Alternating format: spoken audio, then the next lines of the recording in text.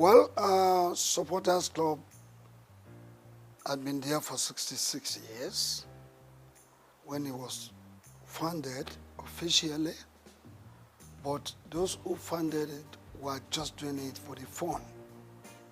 We just come to the field, drum, sing and go. Nobody gave them any recognition. But I joined them in the year 1977. I paid 2 naira to join. And how did I join? It was because of an incident that happened at the National Stadium. The Shooting Stars of Ibadan and the Bendel Insurance of Benin were playing the semi-final of the FA competition that year. And I had to go to enter the stadium. I paid 4 naira to watch the game. But while entering the stadium, the whole place was filled. And when I got inside, there was no place for me to sit down. So many of us were standing out there, people outside the gate of the stadium. There were more than the people right inside. So as at a point in time, while standing, some people just took me off ground and threw me into the crowd. And I started rolling until I landed on the culvert, concrete. Concrete slab. Before I knew it, over 50 people were on my top. And I could no longer breathe. So to me that day, it appeared I was going to die. But through the grace of God, I was able to wriggle out myself of that position. And the man directly on top of me had to leave, because what I did was by biting him. And I had to struggle to go under the concrete slab. And I was right there for the first half of the game, 45 minutes. I was right there under the concrete slab. I couldn't watch the game. It was the breeze that was coming from the outer part of the stadium that saved the situation. After the first half, people will get up to go to the toilets, to go and buy drinks and meet their friends. I had the opportunity of coming out, and a good Samaritan gave me a small place to sit. Even at that, I was very unconscious. I was not comfortable. But the game ended. It was a drawn game. When the game ended, everybody left the stadium. But because I wasn't very comfortable, I had to wait in the stadium for like an hour and a half before I left. So when I left and I got home, 9 p.m. network news, breaking news. 32 people died in the stadium that day. And the thought came to me. I probably could have been one of them. But I thank God. That was what informed my decision to say, I will not go to the stadium again until I have the best way to go into the stadium without being killed, maimed, or injured. And I decided to move with those people, and I joined them. But then we were just doing it. Maybe 20 of us, 15, 30 of us, we meet under the trees of the National Stadium, and we go home. And since that period, immediately I became a member. I introduced what they call flag bearing. When from 1977 to 1990, every Nigerian team that came out of the tunnel or goes out there outside Nigeria to play, you will see the Nigerian green, white, green flag being carried by one person. It's me. I did that flag bearing for 13 whole years. Whenever the team is played, I will be there with them, whether it's the Super Eagles, the under 20, the under 23, the Falcons, and the rest, all our national teams. Even our club sides going out to play Continental. When you see the green, white, green of Nigeria, I used to be the one carrying that flag. So I was with them, and I rose within the ranks from being an assistant secretary to becoming the national secretary and also the chairman of the disciplinary panel of the Nigerian Football Supporters Club. And by 1990, I was voted to be the chairman. That was when the thoughts of registering the club came. So when you hear that the Nigerian Football Supporters Club founder, officially because of its registration, I did the registration. Registering the club, I moved it from Lagos to Ibadan, Oyo State. I'm an Ibadan man. Charity begins at home, they say. So I went to Ibadan. From Ibadan, I moved to Bauchi. I moved to Abuja, Kano, Port Harcourt, all the states of the Federation. By 1992, I went to Cote d'Ivoire, in Abidjan precisely, to launch the Supporters Club. I went there physically, bringing the Nigerians together, those living in Abidjan. I formed the Supporters Club and launched it officially. I left that place, I went to Ghana.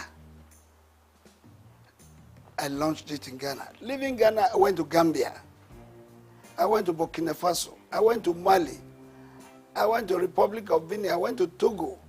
I went to all the countries of Africa, putting the Supporters Club in place in those countries. By 1995, I moved to the United States of America. I launched the Supporters Club at the Giant Sports Stadium in New Jersey in 1995. After that, I went to France in 1997 to launch the Supporters Club in France in 1997, because we were already thinking of going to France to play in the World Cup. And if the Super Eagles will not have enough supporters there, what will happen to them? Don't forget that I led the Supporters Club to the United States of America for the very first time we played in the World Cup in 1994. I was at the Copa America in 1995. That was when I had the opportunity of launching the Supporters Club in America. In 1996, I led the Supporters Club to Atlanta in 96. And the winning of the trophy, the gold in football event, made possible by the Supporters Club, support of the Supporters Club. Because when you listen, when that match, you remember that we played a match with Brazil in the preliminary stage, and we lost 1-0. Well, we had the opportunity again to meet them during the semi-final. And during the semi-final, Brazil had given us 3 goals. We were trailing 1-3 at the interval. And when the second half came up, we were given a penalty, I think 25 minutes to the end of the game. One of our players, I don't want to mention the name, but he knows, he lost that penalty kick. That was when God told me, sing this song. It's a miracle working God. It's a miracle working God. He's the Alpha and Omega. He's a miracle working God. Of course, my members chorused. Indeed, miracle came. We scored the second goal. And the then Minister of Sports, Chief Jim Nwobodo, came to our stand and said, Ladipo, I heard you guys singing, it's a miracle working God. It's like God is going to make a miracle to happen today. I said, yes. And we continued. I changed the song.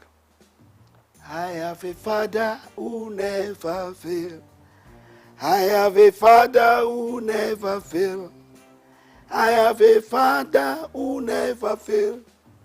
Who never fails. Who never fails. Forevermore. Amen. Jesus never failed. Amen. Jesus never failed. Amen. Jesus never failed. Jesus never failed. Jesus never failed. Forevermore. We scored the third goal. Then another song came. Boya chukuna gaza. Boya chukuna gaza mere. Messiah yobiuma. Boya chukuna gaza. The match ended and there was to be the extra time. And that time was a sudden death rule. Immediately I sang that song, my people chorused. And the ball was coming to Kanun Wakwo. He was backing the goalkeeper. Chested the ball, raised it up, turned around and tapped it to the net. And that was the 4 goals the Nigerian team scored against Brazil. And they started crying. And I decided to form another song. When Nigeria beat Brazil, when Nigeria beat Brazil, oh, Bebeto start to cry. When Nigeria beat Brazil, why Bebeto? Because they pulled him out. They were thinking they were reserving him because they thought they would meet Argentina in the final. Unknowingly to them, that they will be beaten, they don't know. So I did that song, and we sailed into the final, meeting Argentina in the final. And that again happened. Argentina was leading us 2-1. But we came from 1-2 to beat them 3-2. Yeah, to answer your question, I did that to tell you what the supporters club is to the team. And what this man felt by registering the club is that I have that belief. And it is general. Everybody must have it. That this is Nigeria, it's our country. We have to do something by giving it a positive image, whether in Nigeria or outside. You do know that all of us cannot be Mr. President of Nigeria. All of us cannot be governors. And not all of us will be members of the National Assembly. But all of us as Nigerians have special roles to play in giving our country a befitting and positive image. That is the reason why this man has been following football supportership all the time to date.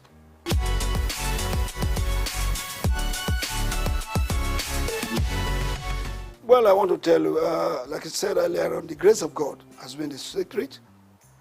The other secret is that my members, I get them reoriented to believe in my vision. All of them supports what I was doing. They all love this country. They want to contribute their own to the good name of Nigeria. That has been the secret. And don't forget, any member of the supporters club should be referred to as a patron par excellence, because they are not paid. They are not given any allowance. They use their time, their money, even at the risk of their lives, to support the cause of Nigeria through supportership. Well, majorly, it is funding. The challenges is funding, because if you have to support the team, yes, they are playing in Lagos, you may not spend much money. But when they are playing in Enugu, they are playing in Uyo, they are playing in Abuja, you need money, no matter how.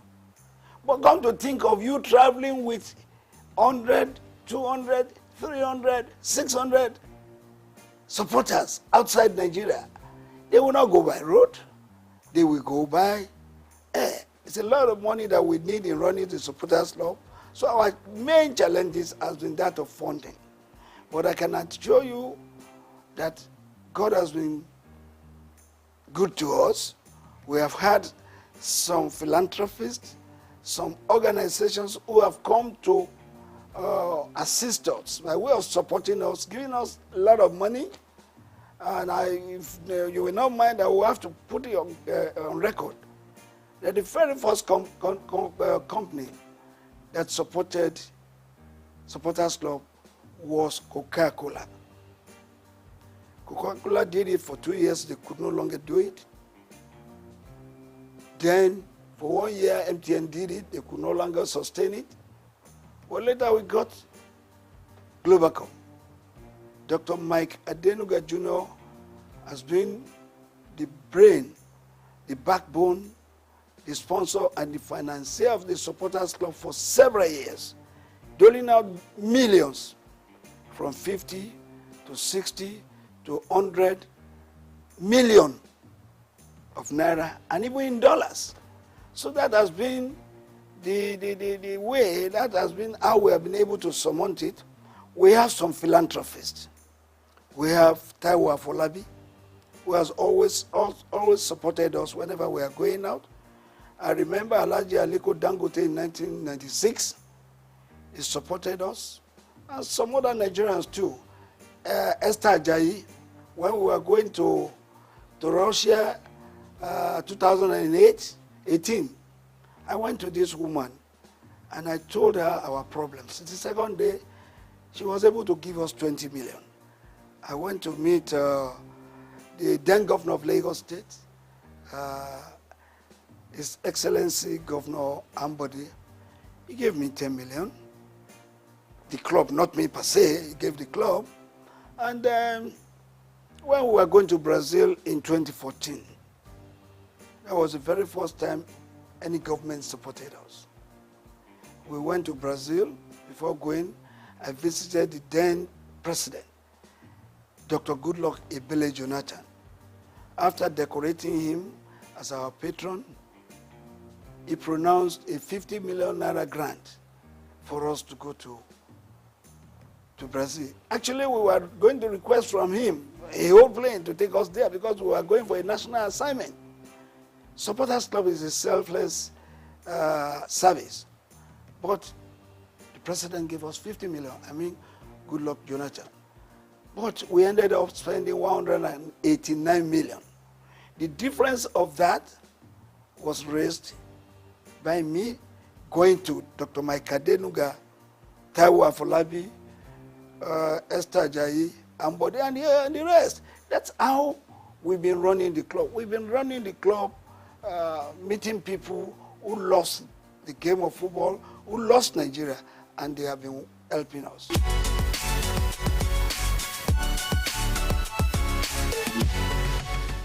Well, very, very unfortunate. It's a story I hate to be talking about all the time because I've said many things about it more than 100 times. Supporters Club had been there for several years. And Dr. Rafiu Ladipo was the national chairman for just 10 years, from 1990 to 2000. I left that position in 2000. And then somebody else became the national chairman. And that was Alhaji Waidi Relay Yusuf, who was the chairman for 8 good years. After him, there was Otumba Olatunde Bashorun. He was there for 4 years. And there came a time when one Mr. Vincent Okumagba acted in that capacity for 3.5 years. And there was one little misunderstanding, because people will not want to wait for their time. And all I told them is, please go through an election. Anybody who would not want to go through an election is not supposed to be on that chair of the national chairman. That's what came up. And the then NFF believed that there could be 20 arms of supporters clubs in Nigeria. It could even run to 100 units. But this is unhealthy.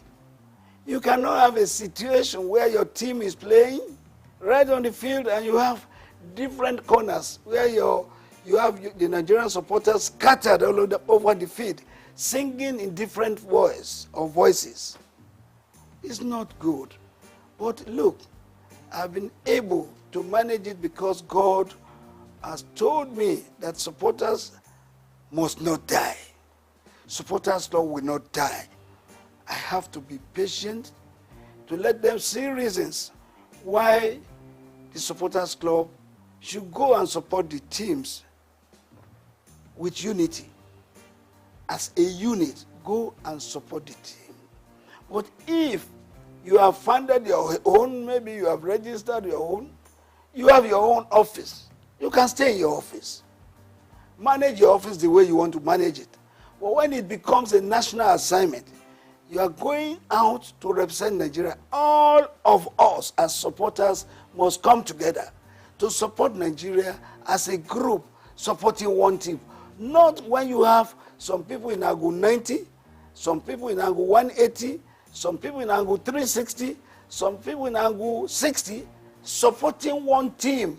It does not augur well. There's nothing you are going to achieve from this. I remember when we were in Russia, and my members have gone in. I normally wait for all of them to go in before I will finally go in. So when I was going in as the last person, I entered the stadium, and I saw them, some people were up there, I saw some people on the left, I saw some people on the right. And when I was going to meet the band boys, some of their security men came to me, in Russia, and asked me where I was going. I said I was going to meet my people. They said I should bring their ticket, my ticket. And when they saw the ticket, no, you can't go there, go there.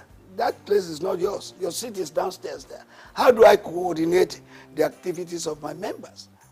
This is what we've been telling them. Supporters club must be united. They must come together, sing together, cheer the team together, and let us have a befitting result. When the referee or the match officials see a group of people, even if you are 200 or 300, converging in one special place together, in your uniforms, in your green and white, and you are singing, they know you have come to support your team. So it takes them every reason to want to do the game better. Well, when you are not there, in a capacity crowd of 90,000, we had 5 supporters here, 2 there, 7 there. When the Argentines were about 87,000 in the field, singing for their team. So I believe that the supporters club must be together. I've been able to manage it now, up to now.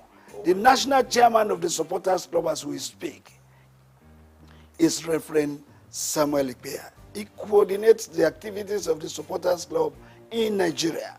While worldwide, I'm the president general because we have supporters club in all the other countries of the world. And when we come together, there must be one person. There must be the head.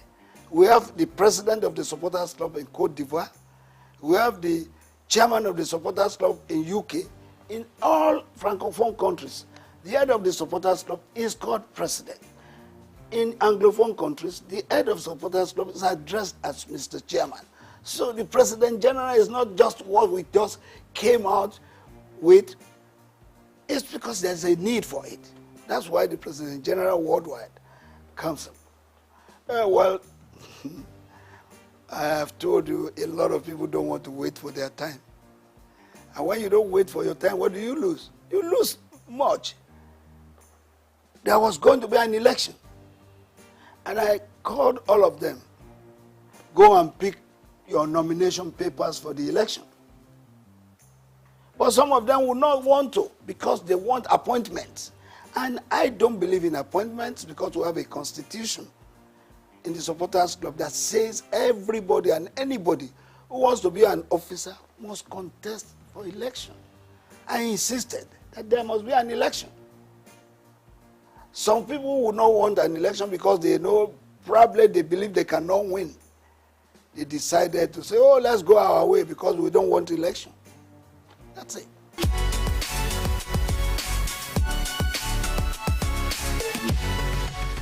Before now, up to about 8 years, 10 years ago, the Super Eagles were really super. But in the last 8 years, we have not been there. We have not been doing well. Don't forget that in 1994, Nigeria's team, the Super Eagles, were judged to be the 5th best in the world. What is our ranking now? 37th in the world. Even in Africa, what is our ranking? So the Eagles of the last 8, 9 years ago, no, they have not done well at all. I want anybody to tell me, what did we win in the last 8, 9 years? Don't forget that in 1980, we won the Cup of Nations right here at the National Stadium. In 1994, we were in Tunisia. We won it. In 2013, we were in South Africa. We won the Cup of Nations. In 1996, we won the Atlanta Olympics. Since then, what can we point to that we have won? So the Eagles of the last 8, 9 years, no. They did their best, but their best was not good enough for Nigeria. And that's why we didn't win nothing. But I want to believe that the present crop of Eagles being put together now, going for the Cup of Nations, we want to write their names in gold. And if that is so, it means they have to put in their best to see that going to Cote d'Ivoire 2024 will not just be going there to make a number. We're going there to give a very good account of ourselves. Who says it is not possible for Nigeria to win the Cup of Nations again? It is possible, but it takes a determined group of people as players who wants to write their names in gold to do that. When you are rating the coach, a coach is as good as his last match. Pasero was employed, he was given a target, and the NFF has the power to either sack or renew his contract. I think according to them, maybe he has performed according to what they want. But for me, as a Nigerian, I want Pasero to go to Cote d'Ivoire and show us that he is serious and show us that the Super Eagles can still fly and make us get minimally play in the semi-final of the Cup of Nations. Anything short of that, no.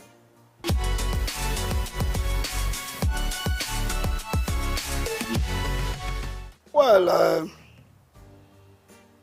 I want to believe that our Nigerian coaches are good. There have been 2 or 3 foreign coaches that have done well. Westhoff, Bonfrejo, and This witch doctor, what's his name again? I'll remember his name. This guy qualified us to play in the World Cup with a match to go. The witch doctor. Well, the witch coach, we call him, we remember it, now it will come back. So, since then, there's no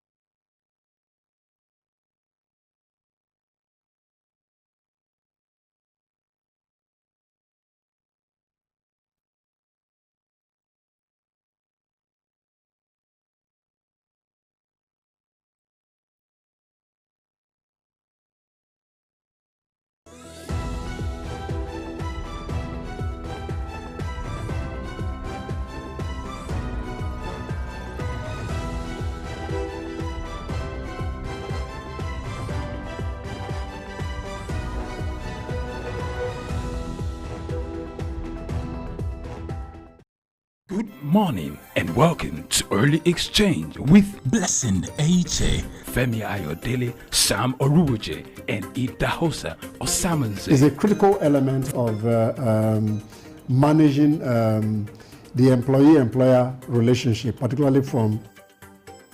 The problem in Nigeria is not corruption, and everybody seems to be very surprised that corruption is not our problem. How can indigenous languages be promoted in a country like this? Statistics show that less than 10% of Nigeria, the population of Nigeria, has have access to health insurance. You imagine if our population is about 200 million. And this is Early Exchange, shaping policy, advancing development. Hello, good morning, and welcome to your one-stop shop for business, economy, and development. My name is John Rogers Chooks, and this is Early Exchange. We're going for the news, and when we return, we will tell you all we need to discuss today on clean energy. Ladies and gentlemen, let's get straight and listen to Afreta for the news for today. Thank you. Good morning, Chooks. Good morning and welcome to the morning news update on Souk News, your home for business and developmental news in Nigeria and beyond. I am Alfreta Ambe Bassi. In the news,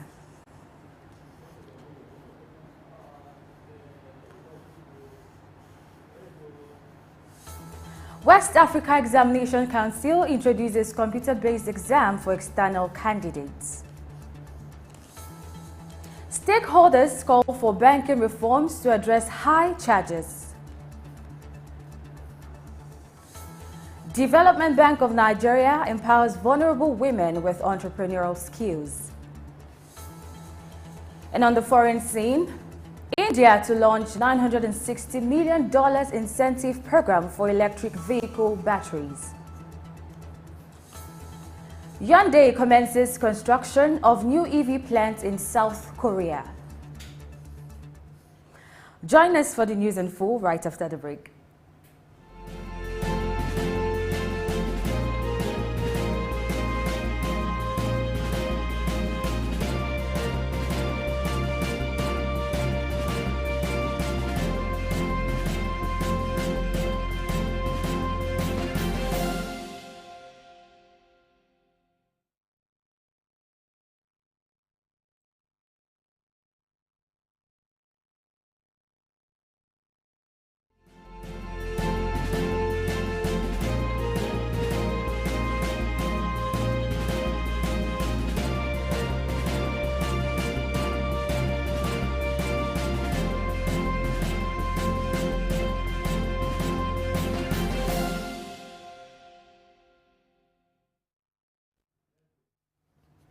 We are delighted to have you here with us again.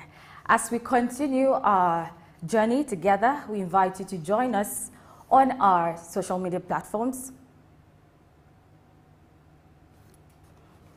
And in a bid to align with global best practices, enhance exam security, reduce cheating risk, and streamline result processing, the West African Examinations Council has approved the use of computer-based tests for the Senior School Certificate Examination. Starting with the West African Senior School Certificate Examination for private candidates in February 2024, WAEC will transition from paper and pencil tests to computer-based examinations. According to official statement signed by the Acting Head Public Affairs Unit of WAEC Nigeria, the Council has made plans to transition from paper-based tests to computer-based examination system. Stakeholders at the International Accountants Day has expressed concerns over high bank charges and called for reforms in the banking industry, adding that the current system discourages financial literacy and keeps many Nigerians unbanked, while urging professional accountants to engage with authorities to reduce these charges. They are of the opinion that high bank charges are unexplained debits are a burden on customers, and this can deter people from using banks. Similarly, stakeholders were of the opinion that lack of trust in digital finance, weak consumer protection frameworks, and inadequate data privacy laws are key obstacles to financial literacy in Nigeria. They, however, called for clearer and more effective policies to support citizens in the digital financial environment. And despite the challenges faced by bread makers in Nigeria, the body is determined to stay afloat and revitalize the industry. The body made this known at the 2023 Day Out event organized by the Premium Bread Makers Association of Nigeria in Lagos. President of the association, Engineer Emmanuel Onwora, stressed the importance of continuous investment in order for bakeries to remain competitive, noting that some bakeries are struggling to inject fresh funds, leading to closures. According to the former Director of Food Registration and Regulatory Affairs at the National Agency for Food and Drug Administration and Control, bread makers need to adhere to the highest standards in order to position themselves for better business opportunities in 2024. He emphasized that meeting regulatory requirements helps maintain quality and ensures the production of safe and healthy products for consumers, thereby urging the association to implement structures to combat unethical practices within the industry. And as part of its corporate social responsibility initiatives, the Development Bank of Nigeria, DBN, has provided entrepreneurial development skills to more than 200 vulnerable women in Gombe and Yobe states. In partnership with the Organization for Environmental, Agricultural and Health Development, the program will equip selected women, including those with physical disabilities, in the northeastern region of the country with soft skills for entrepreneurship. The bank's managing director, Dr. Tony Okpanachi, affirmed the bank's commitment to strengthening the capacity of micro, small, and medium enterprises in Nigeria, as a training provided aligns with the bank's efforts to support the growth and contribution of MSMEs to the country's gross domestic product. Dubai Customs has reported a significant 22% increase in deposit claim refunds processed in the first 9 months of this year compared to the same period last year. The total number of claims reached 994,000 with a value of 6.8 billion dirhams. According to reports, this surge in transactions aligns with Dubai's economic agenda and its focus on creating an ideal investment environment to enhance economic resilience and sustainable growth. Dubai Customs has implemented advanced innovations and systems to automate and streamline deposit claim processes, supporting the expansion of non-oil foreign trade. In addition, the automated direct transfer system facilitated 50,000 deposit claim requests worth 331 million dirhams during the third quarter of 2023. Dubai Customs remains committed to engaging with businesses, gathering feedback, addressing challenges, and expediting operations to meet customer requirements and ensure satisfaction. It's time to go on a short break. Join us right after the break.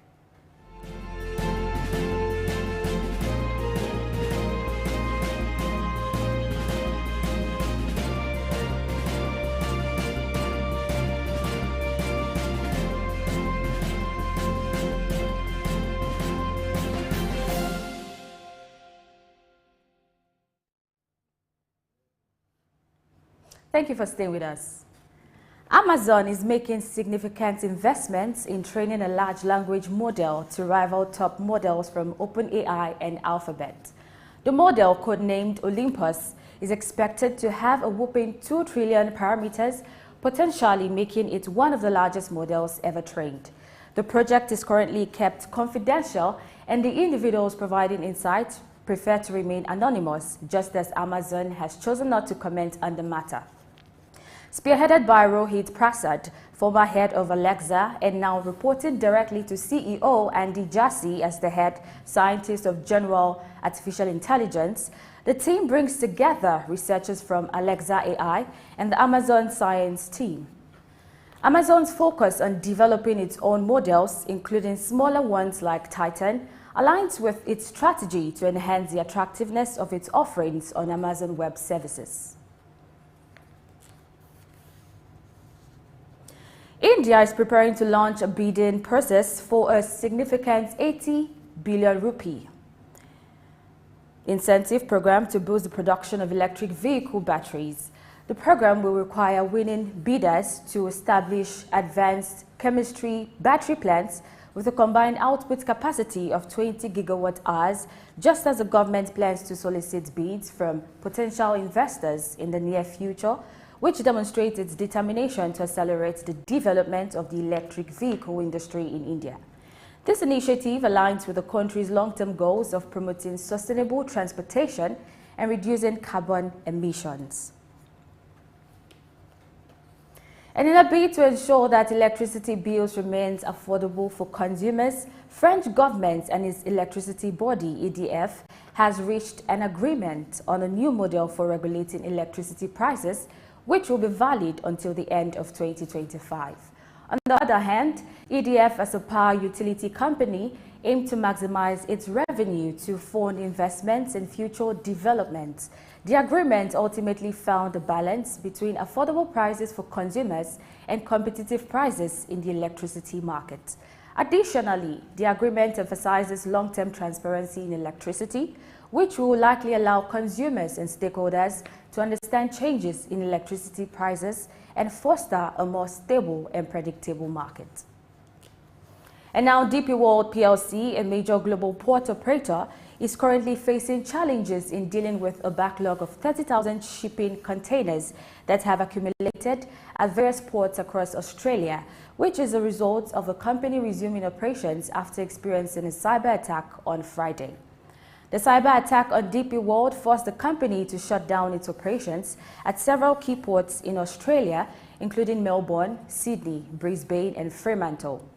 Although operations have partially resumed since, the company has stressed that the ongoing investigation into the attack, as well as the implementation of measures to safeguard their network, may cause disruptions that could last for several days. DP World's operations is actively taking steps to investigate the incident, fortify its network, and mitigate the impact on its services. And now Hyundai Motor Corporation has announced plans to commence the construction of a new electric vehicle plant in South Korea. This facility will have the capacity to produce up to 200,000 electric cars annually. To mark the occasion, Hyundai hosted a groundbreaking ceremony on Monday in Ulsan, which holds significance as it was the site of the company's initial automobile plant established in 1968. The construction of the new plant is set to begin later this year, and it is expected that mass production will commence in the first quarter of 2026. The first model to be manufactured at this facility will be the luxury Genesis large-size sports utility vehicle.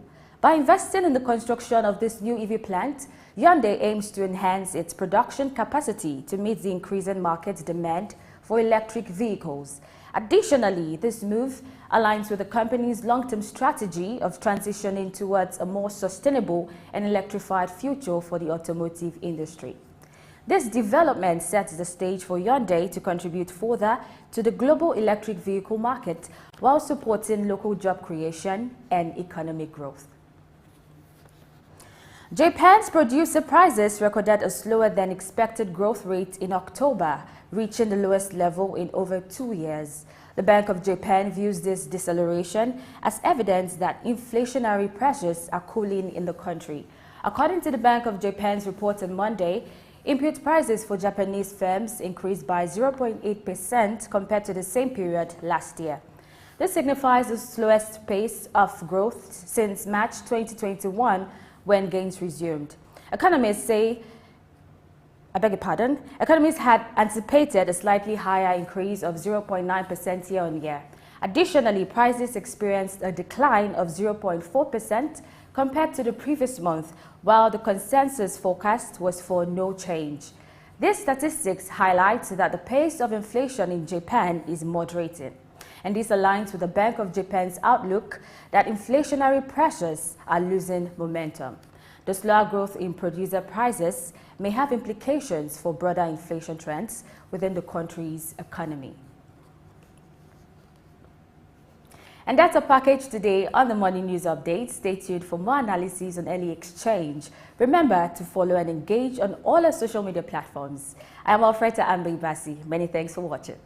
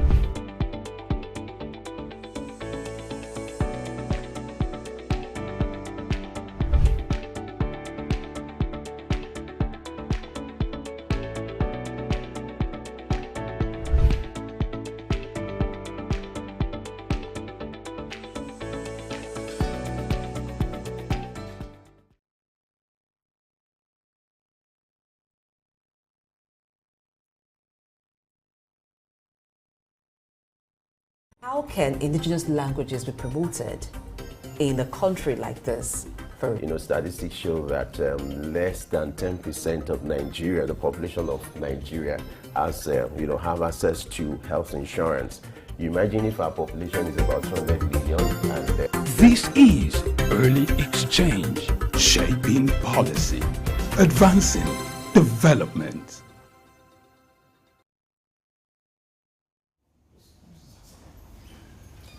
Okay, welcome back from the news. It's still Early Exchange on Soup News. With us is your regular beautiful face. Good morning, Blessing. Good morning, Chooks.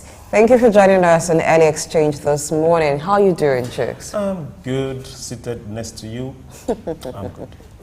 All right, at this stage, it's time for us to do an analysis of some of the stories that you heard on the news today. And we always have the wise ones join us to do this. Sam Oroje, who is Director, Research Policy and Development, Femi Wash Limited, owners of Sick News, were joining us via Zoom this morning to look at some interesting stories. Now, what that is caught my attention already is that of the West African Examination Council, WAEC, approving the use of computer-based test CBT mode for the senior school certificate examination. All right, before I bring in Sam Oroje, I want to ask Chus, what's your thought on this? It means that people are going to be writing WAEC like they do JAM, but the only thing is that WAEC has, and JAM is like one day, you get to write 4 subjects, but WAEC has quite a number of subjects to be written. How do you think it's going to go?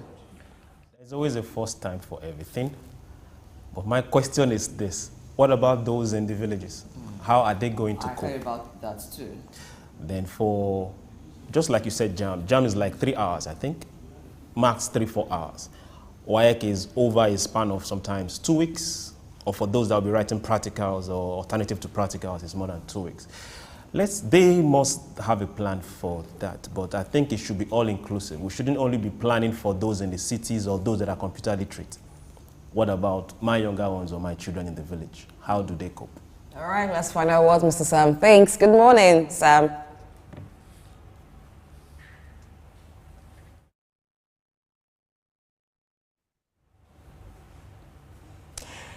Okay.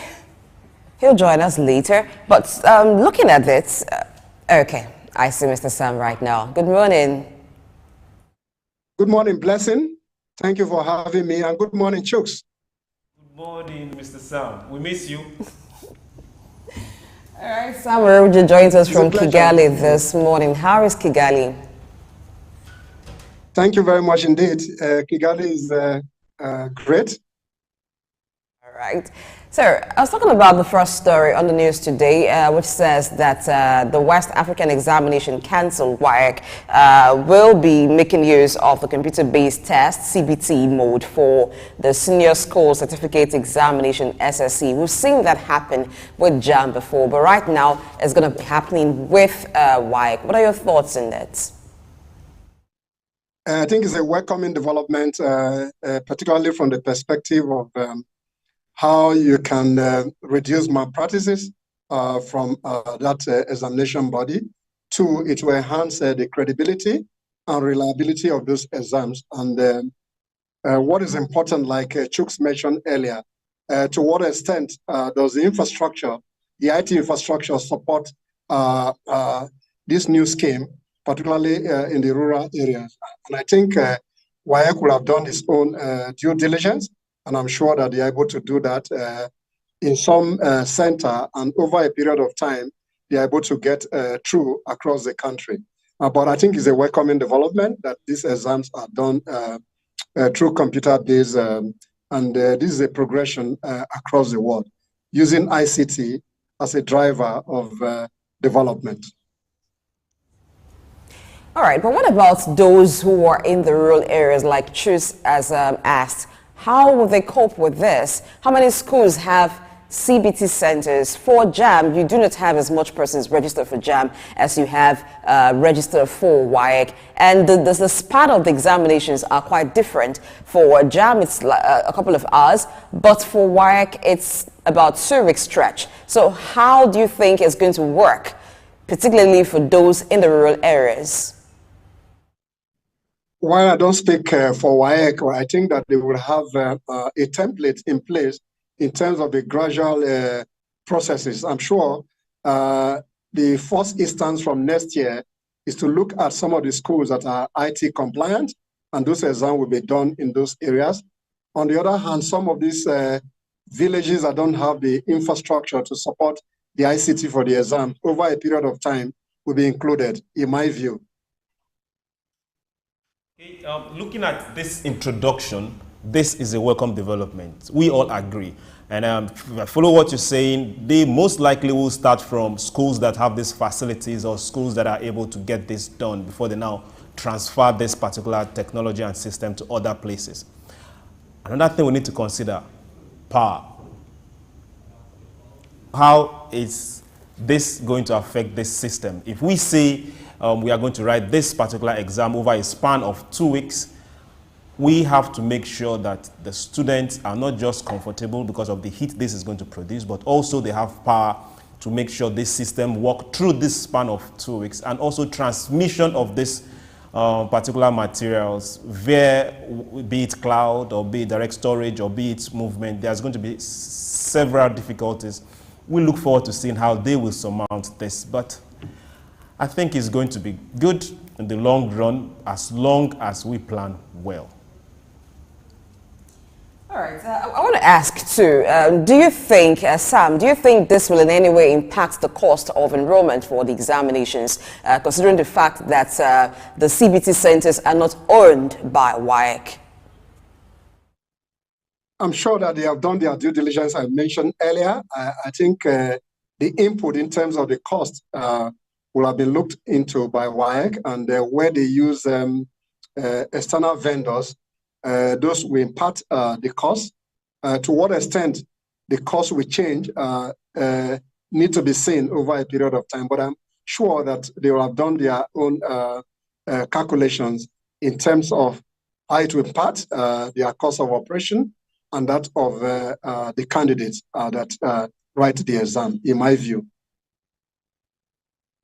Now, what this was actually meant to solve, in my thinking, and according to the report as well, is the aspect of malpractice, examination malpractice, where you have several, so to speak, miracle centers, or what they are called on the streets, miracle centers. So this is supposed to address it. Do you think this is the solution to examination malpractice?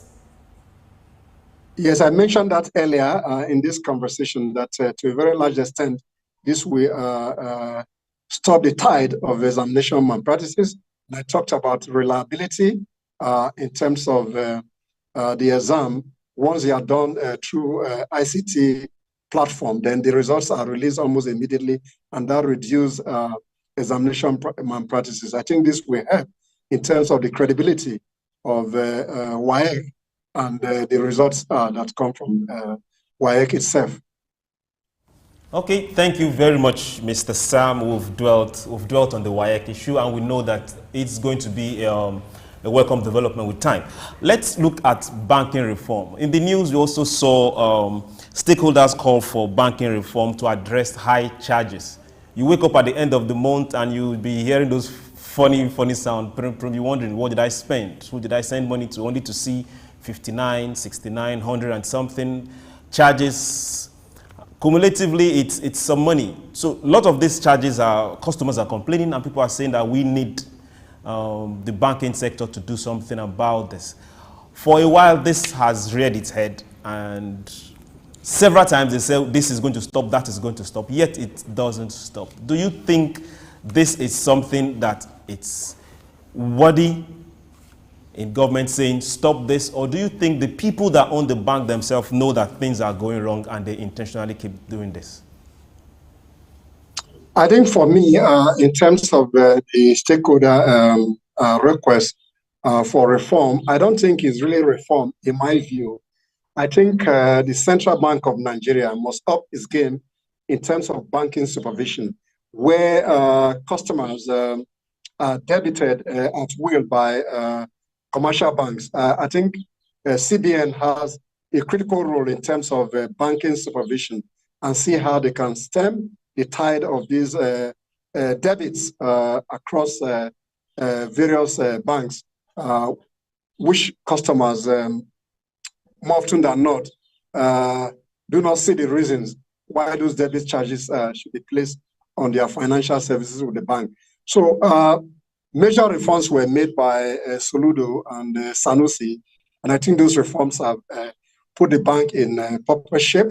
But I think the CBN in particular in this regard must see how they can supervise the banks more meaningfully, and see how these debits that customers, that charges to customers are reduced minimally, particularly from the point of view of those debits that cannot really be seen from the customer perspective as genuine debit on their various financial services.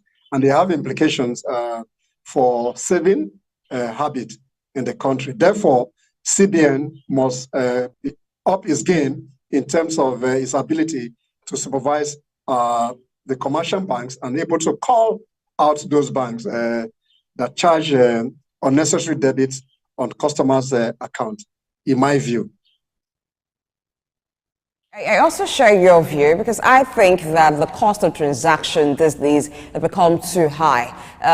It used to be a thing that when you operate a savings account, some interest accrued to your account, but the reverse seemed to be the case.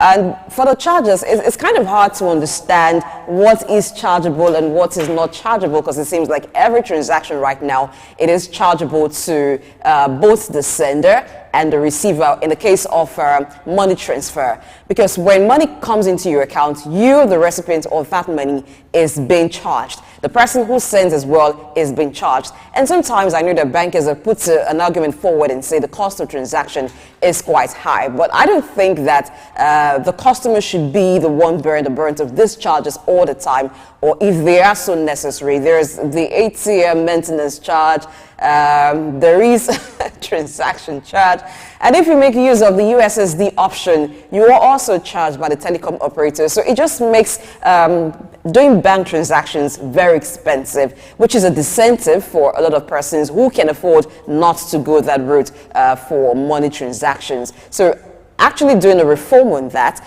or having a reform of the banking sector would to a great extent help and make the cost of transaction quite cheap for businesses to operate. Now, when you're making little transactions, it doesn't seem like it's much money leaving your account or you're paying much money, but when you make huge transactions, of course, you know what that comes to. So it's our hope as well, because those who have called for these reforms are stakeholders at the International Accountants Day, where accountants nationwide had to come together and call for this reform. Well, they are also in the sector, so let's see how it goes. When your own talks to you, I think you understand and you listen more than when other persons are talking to you. We'll move away from that story and get to this one that concerns food. Yes, a hungry man is an angry man. So, and you know, bread is something that is quite simple and easy for people to get while you're on the go. In the morning is breakfast food, actually. So despite the challenges faced by bread makers in Nigeria, the body says they are determined to stay afloat and revitalize the industry. So the president of the association, Engineer Emmanuel Onora, has stressed the importance of continuous investment in order for bakeries to remain competitive, while noting that some bakeries are struggling to inject fresh funds, leading to closures. Chooks, I understand that the price of baking ingredients keep increasing, and from time to time we've seen that bakers call for a strike, which is quite funny because it's a business. So you go in on a strike and say you're not going to produce what you sell. Sometimes sounds funny, but we do experience that it does happen.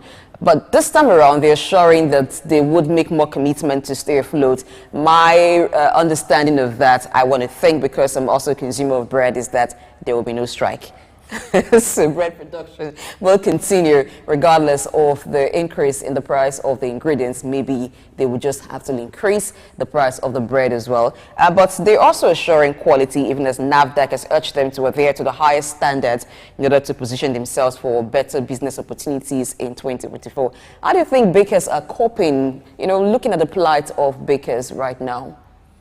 If you say plight of bakers, then that... Yes, given the hike in the price of baking ingredients, the flour and all of the things that they use. Aside the flour, most ingredients are imported. That's a major issue. But also remember that the bakery is a personal business. Yes. So you can't go on strike in your own house. They do call it a strike by themselves. Well, but we still buy the bread. Now, the issue is this. We don't know how much bread costs. What you bought bread last night is definitely what you... That's not the same price you buy tomorrow morning. And we are not... For now, we are not complaining. Because we don't even know how to complain. So they have to make profits, and they should give us bread. The only thing I can say is if there is a way we can start producing a lot of these ingredients here, then the cost of and the cost and pressure on the dollar for them will be reduced. And here we will need a lot of government intervention. Recapitalization or injecting money is still personal business. So whatever form we can help that industry to stay afloat, because bread is feeding millions of Nigerians. Everyone eats bread. Everyone, be it the one with sugar, the one without sugar. So that industry needs to stay afloat. And for all manufacturers, all bakeries, I want to say thank you, but please keep doing better. Let me ask, have you had bread today? Or do you intend to have bread sometime today? Sam is smiling. I think the cost of input for the production of bread has increased tremendously. The cost of flour, I'm told, is about between 27,000 to 35,000. The cost of sugar has risen to about from 37,000 to about 44,000. And when you look at these inputs that go into the production of bread, that has risen so astronomically, becomes a major challenge for the Baker Association to keep pace in terms of their production costs. But what is critical in terms of the reform, there was some reform during Jonathan's administration where cassava as an input was experimented, and I think that policy regime had some problems. So bakers must look inward as well. The war in Ukraine, Russia has equally affected the import of wheat, which is a major input into bread production. But what is critical here, in my view, is that baker must look inwards to source additional input so that their cost of production will reduce and they're able to stay afloat in terms of the government, on the other hand, too, must find a way to provide some incentive to manufacturers, particularly those who are manufacturing flour within the country, to be able to see how they can keep the price stable so that people can have bread to consume. So it's a win-win situation if government come to the rescue of manufacturers. Then to a very large extent, some incentive should be provided for sugar, flour, and other inputs, other derivatives that are used for the production.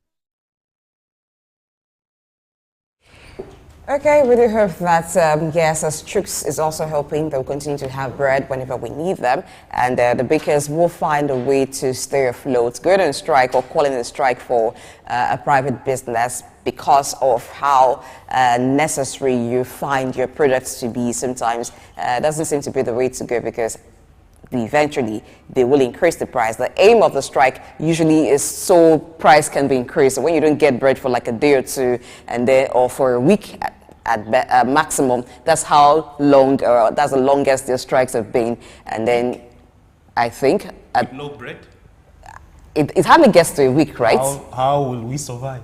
Okay, some of us will survive, but we have another wise one on the table. You know, I keep announcing his promotion, but he says he's waiting the promotion letter. That will come to him eventually. It's a chief wise one on the table, Idaosa Osamaze, who is Director, Policy and Research, African Development Studies Center, ADSC, is on the table. So Chooks is wondering how he would survive without bread. I don't know if you feel the same, because we're talking about bakers and how they're assuring that they will continue to stay afloat regardless of the challenges that they are faced with, talking about the hike in the price of the baking ingredients. And NAFDAC is also asking them to adhere to global standards in terms of their products. What are your thoughts on that? Welcome to the show. Well, I want to believe that sometimes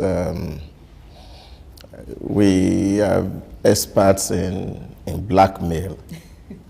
And it's very easy for people to blackmail others and then probably get ahead somehow or gain advantage. You see, when they make profit, they don't come out to tell anybody. That is the issue. And business, like everybody knows, is a risk. And you do some basic investment and you are expected to make some money. But what we'll continue to speak about is our ability as a people to embrace the reality of the moment. You see, when China, at a point in their history, felt that they needed to develop, they shut down both the air, the land, and the water borders for 30 years. In other words, there was nothing that was produced from outside that could come into China for 30 years. And today, when we look at China, we just look at them as they emerge from the moon. I've said it here over and over. Necessity, they say, is the mother of invention. If there is no wheat, then we can eat our cassava. And then we will survive by it. There is cassava bread. Yeah, but even if it's not in bread, we can eat it. We have been eating cassava without bread. But there seems to be preference for wheat. Yeah, you have to kill that appetite. Where is the cassava bread? Yeah. At some point in time, there were the flours where there was cassava flour, and so bakeries were making use of the cassava flour for bread. But that didn't seem to last, maybe because of the consumer preference too. So there is a lot of preference for wheat bread. Is it the preference if there is preference for wheat bread, it becomes a luxury. And when you are purchasing a luxury good, you don't complain. Sir. You don't complain about pricing because it's luxury. But if you have alternative, if you go to a Yamara this morning, they won't be telling you about wheat because the flour is made here. You eat your amala. So you are fine. You eat your beans, the one we can plant in Borno State. Okay. So, but you see, the real issue here is the fact that some people want the state to fund their luxury. And the state should not fund anybody's luxury. It's not the business of the state. If people want to continue to import wheat to do bread, there's no big deal about it. It's business. Like they say in my village, you sell as you buy, and there is no trouble. So if I buy wheat and it's expensive and the price of bread become 3,000 per loaf, and people cannot afford it, you have to also be thinking. You know, the last time we were talking about some conversation, and I was saying to people, you see, the president of China, about 15 years ago, came around and called all the industry experts together and asked them a very simple question.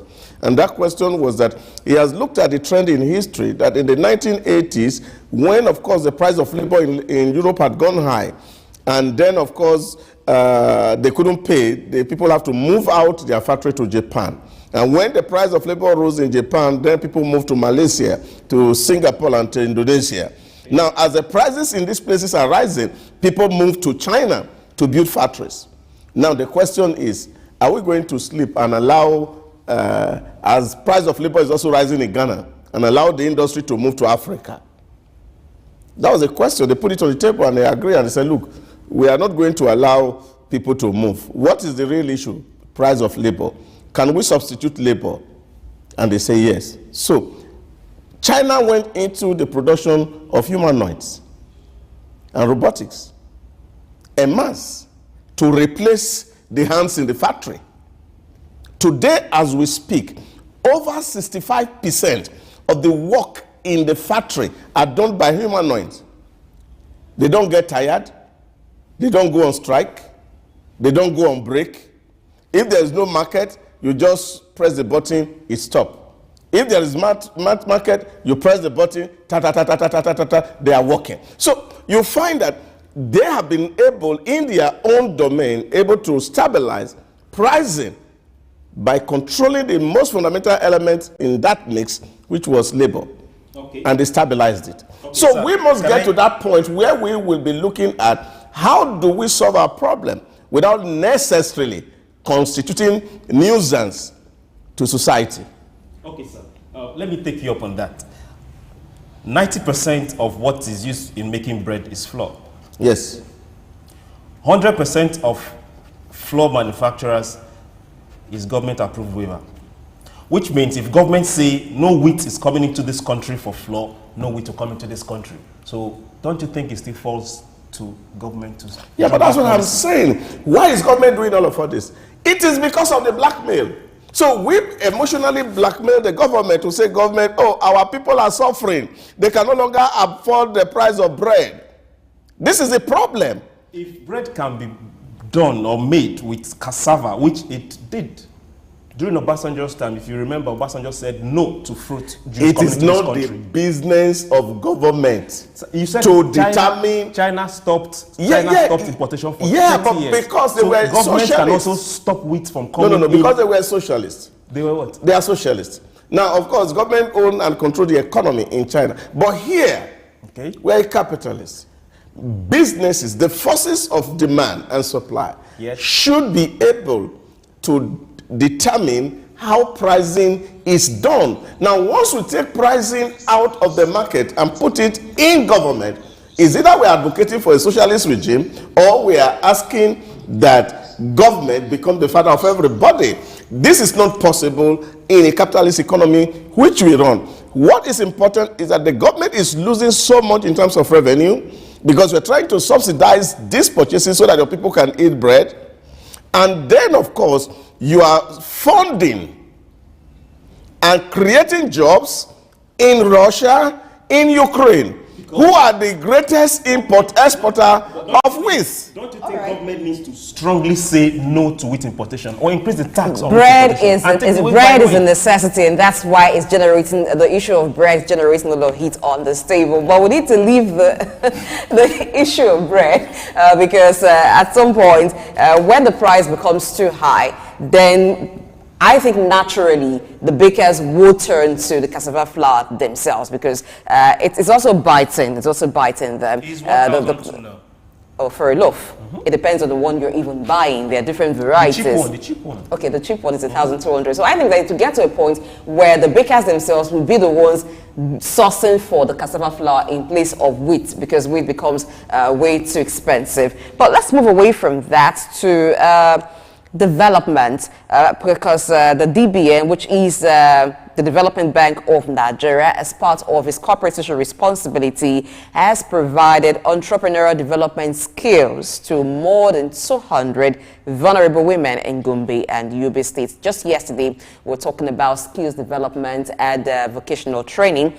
Sam, in this area of empowering people, particularly vulnerable women, though the story does not exactly say what kind of soft skill that they're empowered with, but the good thing about it is that included among those that were empowered are women with who are physically challenged. So what's your thoughts on empowerment initiatives like this? To what direction should they be pointed at? What kinds of skills should people, not just women, be empowered with when government is embarking on an empowerment initiative like this? Thank you, Blessing. I think the Development Bank of Nigeria, as part of its social responsibility, had put up this empowerment scheme, particularly for women who are physically challenged. What it is to improve on their skill set, particularly vocational skills that will help them to be able to earn a living. To that extent, more effort should be made by stakeholders, particularly government agency and civil society organization, to be able to scale up the empowerment for vulnerable groups so that they can find a way to earn a living in addition to providing skills that will help them to equally improve on their various jobs or whatever they do to earn a living. But in addition to that, it provides kind of inclusion on financial illiteracy that is done by the Development Bank of Nigeria to improve on the soft skill set of a vulnerable person within society. I think this can be upscaled more so that more people can be brought into the net in terms of the ability to acquire skills that will improve on their earning capacity, and that will improve on the society at large. Very much. Also, what do you think? Empowering the DBN, having a partnership with the Organization for Environmental, Agriculture and Health Development to equip selected women with soft skills, and they also included those who are physically challenged. I think for me it's a very welcome development, like Sam has said. Like the Chinese proverb says, you teach people how to fish and you have fed them for an entire life rather than just giving them fish to eat and you succeed in feeding them for just one day. We have to deliberately do all of this, but the real worry that I have is also our attitude to some of these initiatives. I mentioned that here yesterday also while we're talking about skill acquisition, where you buy a generator for somebody to start a small business and then you have to mortgage it to solve some personal issue. And this, of course, keep furthering the circle of poverty. This is the real worry. I also feel that we should not just be throwing money at people, thinking that, or throwing even equipment or investment on people, thinking that they naturally can do something. I feel the way it should go is that society must find a way to first and foremost train people on what, of course, exactly they want to invest in, even if it's going to be farming. We have to train them on the new skill of doing farming. And then apart from doing farming, because this is also supposed to be a kind of an investment to help them create some economy. And then also help them to understand how to keep books, which is quite important. You know, I was speaking to a friend of mine in Kano the other day. He said he had a friend. He ventured into this agric stuff and did some farm and make some money from the animal, sold all the animal and went bought a jeep, now looking for money to continue the farming. Now, this is a very big problem. And I think that financial literacy need also to be incorporated in some of all this initiative. That before you really give them this thing, first of all, train them, empower them, whether technically or financially, administratively, and they be able to differentiate between capital and profit. And then how to even use and implement profit should be taught. Because if this is flourishing, what that will do is that it also adds to the revenue profile of the states. Because these people, if they are making some profit, they could actually pay some cash, some tax to government, which also government can also use to provide basic infrastructure that will facilitate trade and investment within the states. All right, let's move away from Nigeria and even Africa to India, where the country is preparing to launch a bidding process for a significant 80 billion rupee, 96, which is $960 million incentive program to boost the production of electric vehicle batteries. That's the way the world is going.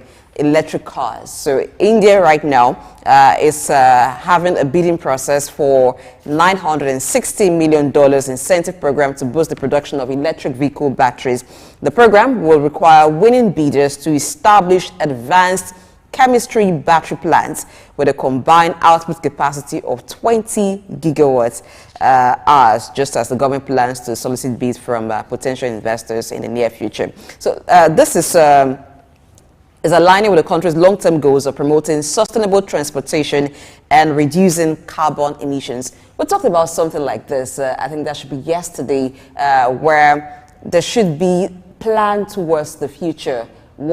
I think you were talking about what is the country doing in preparation for the future. Now, this is a path that the world is taking, moving away from fossil fuel, and that's why we're having electric cars. And so in readiness for that future, which would mean that almost every vehicle will be an electric car, India wants to have production, or wants to go into production of electric car batteries. What do you think? Yeah, like they say, success is always preparation means meeting with opportunities. And so once the opportunity put themselves on the ground, some people are there and they are ready to take advantage of it. And I think this is targeted kind of development that India is embarking on, which of course for me is also very commendable. That we are not going to, they are not going to be waiting to follow the bandwagon effect that almost everybody is there and there is no value that is left in there. Is of course is what we cannot run away from. At the end of the month, the COP28 meeting is also going on in Dubai as the world gather again to talk about how to reduce the carbon footprint on Earth. And this is vital and this is important to every nation, and see how do we reduce our carbon footprint. One of the things that is also not very clear to a lot of people, especially us, is that of course there's also a credit system within the reduction of carbon emission system, that nations can actually sell their credits. Based on the level of reduction you have done, you earn some credit that you can sell to other people and actually encash it. Of course, you see, these are what nations are all working around to see how to earn this credit by taking deliberate steps toward moving away from the depletion of non-renewable sources, so that we can become solely dependent on renewable source. Because here, what is at the fore is the human life, which is critical. Because you see, civilization has destroyed the entire ecosystem. And so when there is so much of carbon that we give out as human beings, and then of course you don't have so much wood to receive that carbon, they come back to us as human and then become threats to our health. And that's why you see what people are doing is to see how do we remove from humanity even the natural cause for generating carbon, so that we are not endangering the entirety of life. Okay, let me add to this. I'm looking at it from the economic part of it. India has a population, a large population, and they know that this cards is coming to them. So what have they done? They have told you, now, as you prepare to bring these cars to us, make sure you are producing the equipment here. Make sure you are producing the parts here. That's what they've done. Now let's look at Africa. Africa has the raw materials, and what do? We export the raw materials to those that produce. They now buy the materials from them. We are the ones losing on both ends.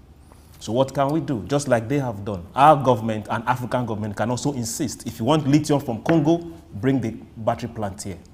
If you want lithium from Nigeria, bring the battery plant here. All right, let's find out what Sam thinks about this. Sam, India, in readiness for the full takeover of electric vehicles, is moving towards the production of electric vehicle batteries. So, Chooks has just talked about Africa, where we have raw materials, but we export.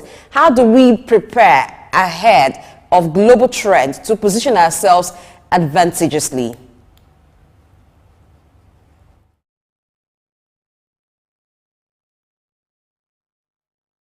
You're muted. We can't hear you.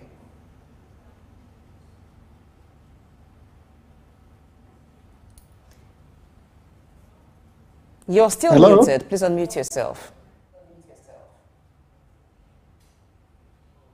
Can you hear me? Okay, I can hear you now. Go ahead, please. All right, I was saying that India is showing the way in terms of energy transition, and what is key for us and the lesson to learn, particularly in Africa, is to find a way to benchmark what India is doing and see how we can transition appropriately to take advantage of the raw materials that we have. Dr. Edasa has spoken extensively on this area. So the lesson for us as African, particularly Nigeria, is to see how we can transition by seeing how we can use our resource competitively to be able to sustain renewable energy for our people.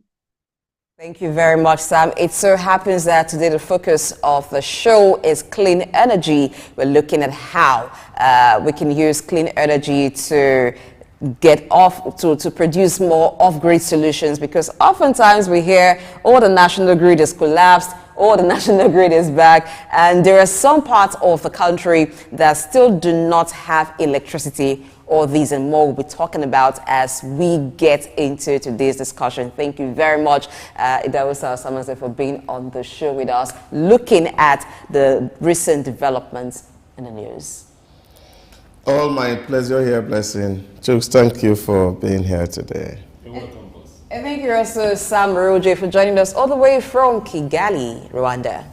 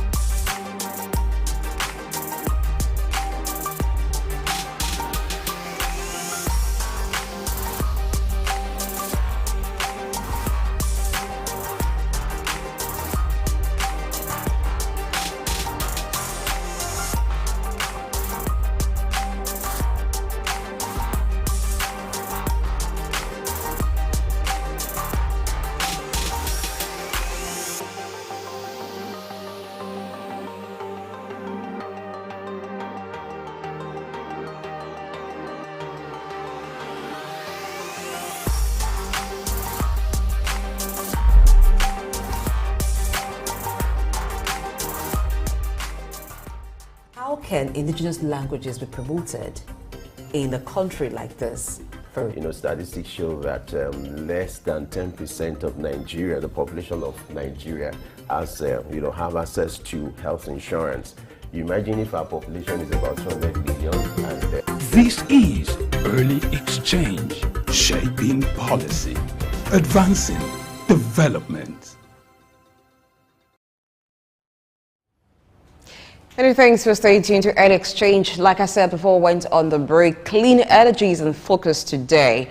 Nigeria has a large electricity access deficit, with lots of people not having access to the national grid or even electricity. So we're looking at off-grid clean energy solutions today, such as solar power and many others. Let's start with solar power generation first, and it's the potential of Nigeria to have lots of that in homes, in business centers. We get to see a few businesses here and there, or homes being powered by solar energy. Why is that so? Why can't we have a lot of people, or even everybody, being able to have access to solar power in Nigeria? These are some of the issues we'll be looking at today. We'll still have Idaosa Osamenze, who is Director, Research and Policy, African Development Studies Center, ADSC, and of course, our in-house analyst here at Sook News. Thank you for staying with us, sir. Blessing, thank you. Thank you, viewers. All right, before we get into solar, looking at off-grid clean energy, how possible will it be? Whatever kind of clean energy or whatever kind of off-grid solution we will be looking at, how feasible does it look for Nigeria to have that? I think it's fixable. What is the real issue is the ability to be able to, number one, negotiate good deals and pull the price of this clean energy, especially like solar energy or wind energy, at par with conventional energy. This has been achieved in other places. Today, the pricing for both solar and conventional energy in the UAE is the same.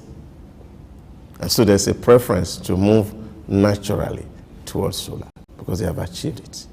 And this is because in terms of negotiation, the country is able to strategically engage with people who produce this, because the real issue here is the panel. Because we have the sunlight, is the panel actually that is the cost. And so it makes it quite exorbitant for an average person to be able to have it. But this leverage can be done. And even the beautiful news for us today is actually the National Agency for Science and Engineering and Infrastructure, NASENI, has been able actually to assemble panels locally that are made in Nigeria, with over 80 to 90% of the raw materials locally sourced. So that is advantageous to us.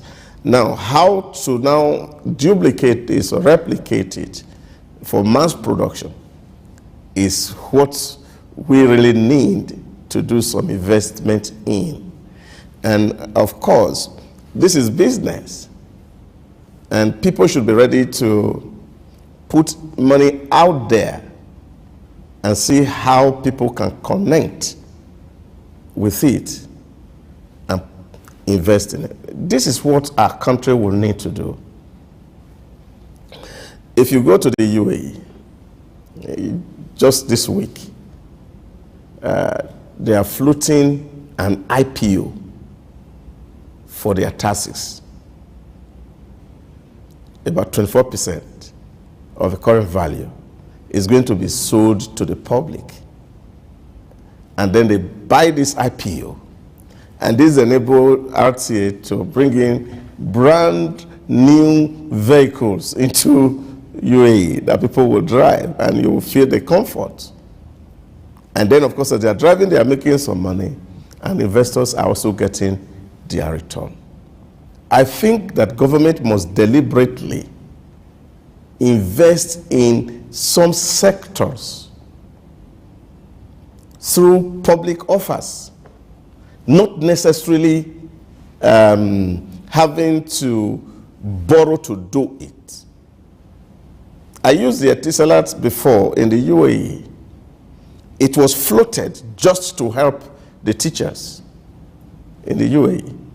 And what government did was to buy this stock on behalf of the teachers and take the money out of their salary bit by bit until they completely own it. And today is an additional source of income to the teachers.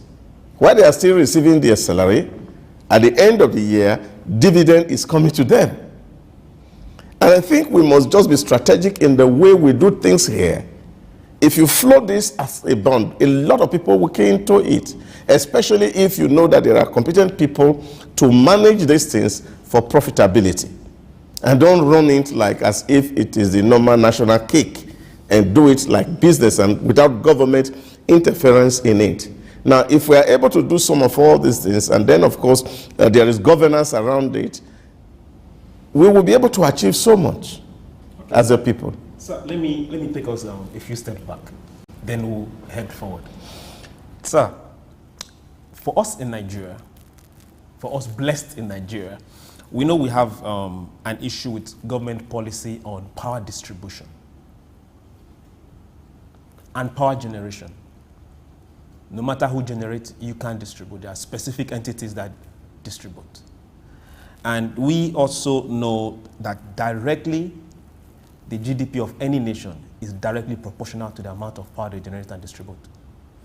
Sir, now we have people in local places or small communities that cannot on their own afford the full assembling of a solar system. But we also know that there are companies that can service small communities, a village, half of a town, quarter of a town, but they can't do that because they can't distribute. What way can we say, okay, government, can we open up this particular avenue? Let this community or this village or this particular locality be able to serve these people, generate small, distribute small. We have actually gone beyond there because this current government, when they came in, one of the things that they actually do was to actually break that monopoly in terms of who generates, who transmit, who distributes. Yeah, of course, few licenses were also allowed for people who want to distribute power. And of course, the president said the states actually could go ahead and generate their power and distribute it so that we don't need necessarily to be relying on the national grid. So that monopoly, as it were today, is already broken. Now, to what extent will people be able to get into this mix is what the real problem is. You see, when you look at our problem, it's so complex that sometimes you find you lack words to actually describe it. We're speaking now, we're talking about no electricity. We're actually generating up to about 7,000 kilowatts of electricity. But we can't distribute it. Now, and we are losing 50% of it. Exactly. Now, transmission. Now, not just transmission, there's also the leakages, which is also happening as a result of, call it, sharp practices here and there. So there are natural leakages, there are also man-made leakages. Now, at the end of the day, you actually are losing 50% of what you're generating. So what gets distributed is supposed to be 3.5 kVA. Now, out of that 3.5, even Disco can't take it to even distribute. And so what you see happens is that, you see, this is why the national metering policy has not worked. Because what Disco do in my village, they take the light for 28 days and they bring it for 2 days and then come to collect NEPA bill at the end of the month. For 30 days. Oh yes, for 30 days, yes, for 1 month. So this is the problem. And now, if you're having this free money, because you have refused to give meter to the villagers, and you are billing them on estimates, you're actually making so much money. So you frustrate the process of metering, so that we cannot actually determine what is consumed or what is wasted. So this is the dilemma we are as a people. And I think until we're able to actually deal with these issues of greed that comes from what human beings are doing, we will not go anywhere. What does it really take to meter? Is to ask the person who is able to buy a pole and buy wire and to connect light to his own house. What will be the difficulty of that person buying a meter to measure the amount of current he consumes? Okay, so let me bring us back to the future. I took us to the past. So, sir, please let's look at this. The government agency now is on paper, not just on paper, that they can produce solar panels. What stops them from getting a patent or selling it? Let companies come in, because there's one other company here in Lagos that is also doing the same thing, but I don't know to the extent at which they are. They're already commercialized. They're already selling. I have that on a good authority. They're already selling. You see, it's what I'm saying is, you have a population of about 200 million people. We are far more than that. Yeah, we could be less, really. I really believe that we are less. We are not up to 200 million. And did you add Niger Republic? It's a debate for another day. I think this is right. That's a debate for another day. But you see, what I'm saying is that it's a little contribution. We need to mass produce this thing. Now the technology is available. It's for Naseni to be able to partner with industries and have investment in this. That's the point I'm making. So it becomes like a partnership between the private and the government, but also allowing private individuals who have such technology to also develop and sell. And so if we allow these things to work, then of course we will be able to actually manage the costs of this energy source.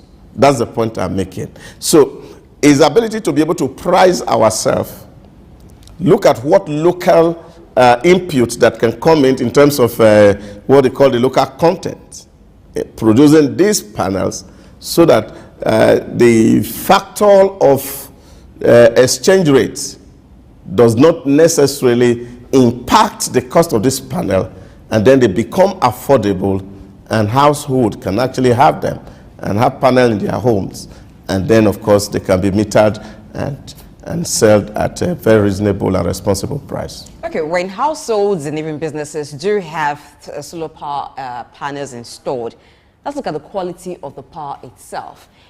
For those who use solar energy, it seems to be a combination of different power sources. They're on the national grid, there is solar power, because there are some equipments that the solar cannot power. So the quality of the power, it seems like for you to be able to power very heavy equipment or equipment that need huge power supply, you need to have invested so much, and so the solar power that you're using is the type that is very expensive to be able to actually power those kind of equipment. What's the issue? It's not completely true. I think it's a misconception. Okay. For example, there's a little village in India. The airport, which is 10 times bigger than Nigeria airports in Abuja or Lagos, is completely run on solar energy. Wholesale on solar energy. So if somebody tells you that there are some equipment that solar cannot, I don't think it's completely true. You see, but what the issues really are is the fact that if you're building a system, you have to look at the capacity of the system that you are building. Now, if you have a 3 kVA solar panel, for example, it can only carry as much energy as 3 kVA. If you build a 1000 kVA solar system, then if you have equipment that are 1000, it will also be able to carry it. But what you have seen is the fact that because of the cost implication of building 10 kVA, for example, is so massive that you may not be able to afford it. So what you do is that either you build a 5 kVA or a 3 kVA that will be able to just give you either fan or just socket for bulbs. So this is what it is. But I think, and that is the point where I'm talking about the affordability of that energy, where we are actually able to build this energy in quantum that can actually power whatever operation that we are running, even at a cheaper rate than the conventional energy, as long as we are able to generate the local input from within. Another thing we can also do is this. We are very individualistic here. I rent a flat in a block of flats. I get a solar panel. She gets a solar panel. The next neighbor gets a solar panel. Before you know, we have, let's say, 28 flats, everybody getting a solar panel. Whereas we can all come together and get a bigger solar panel that can serve everybody for half the price. Yeah, that's very true. But I think the issue with that, it's not really about being individualistic. It's how to measure the usage.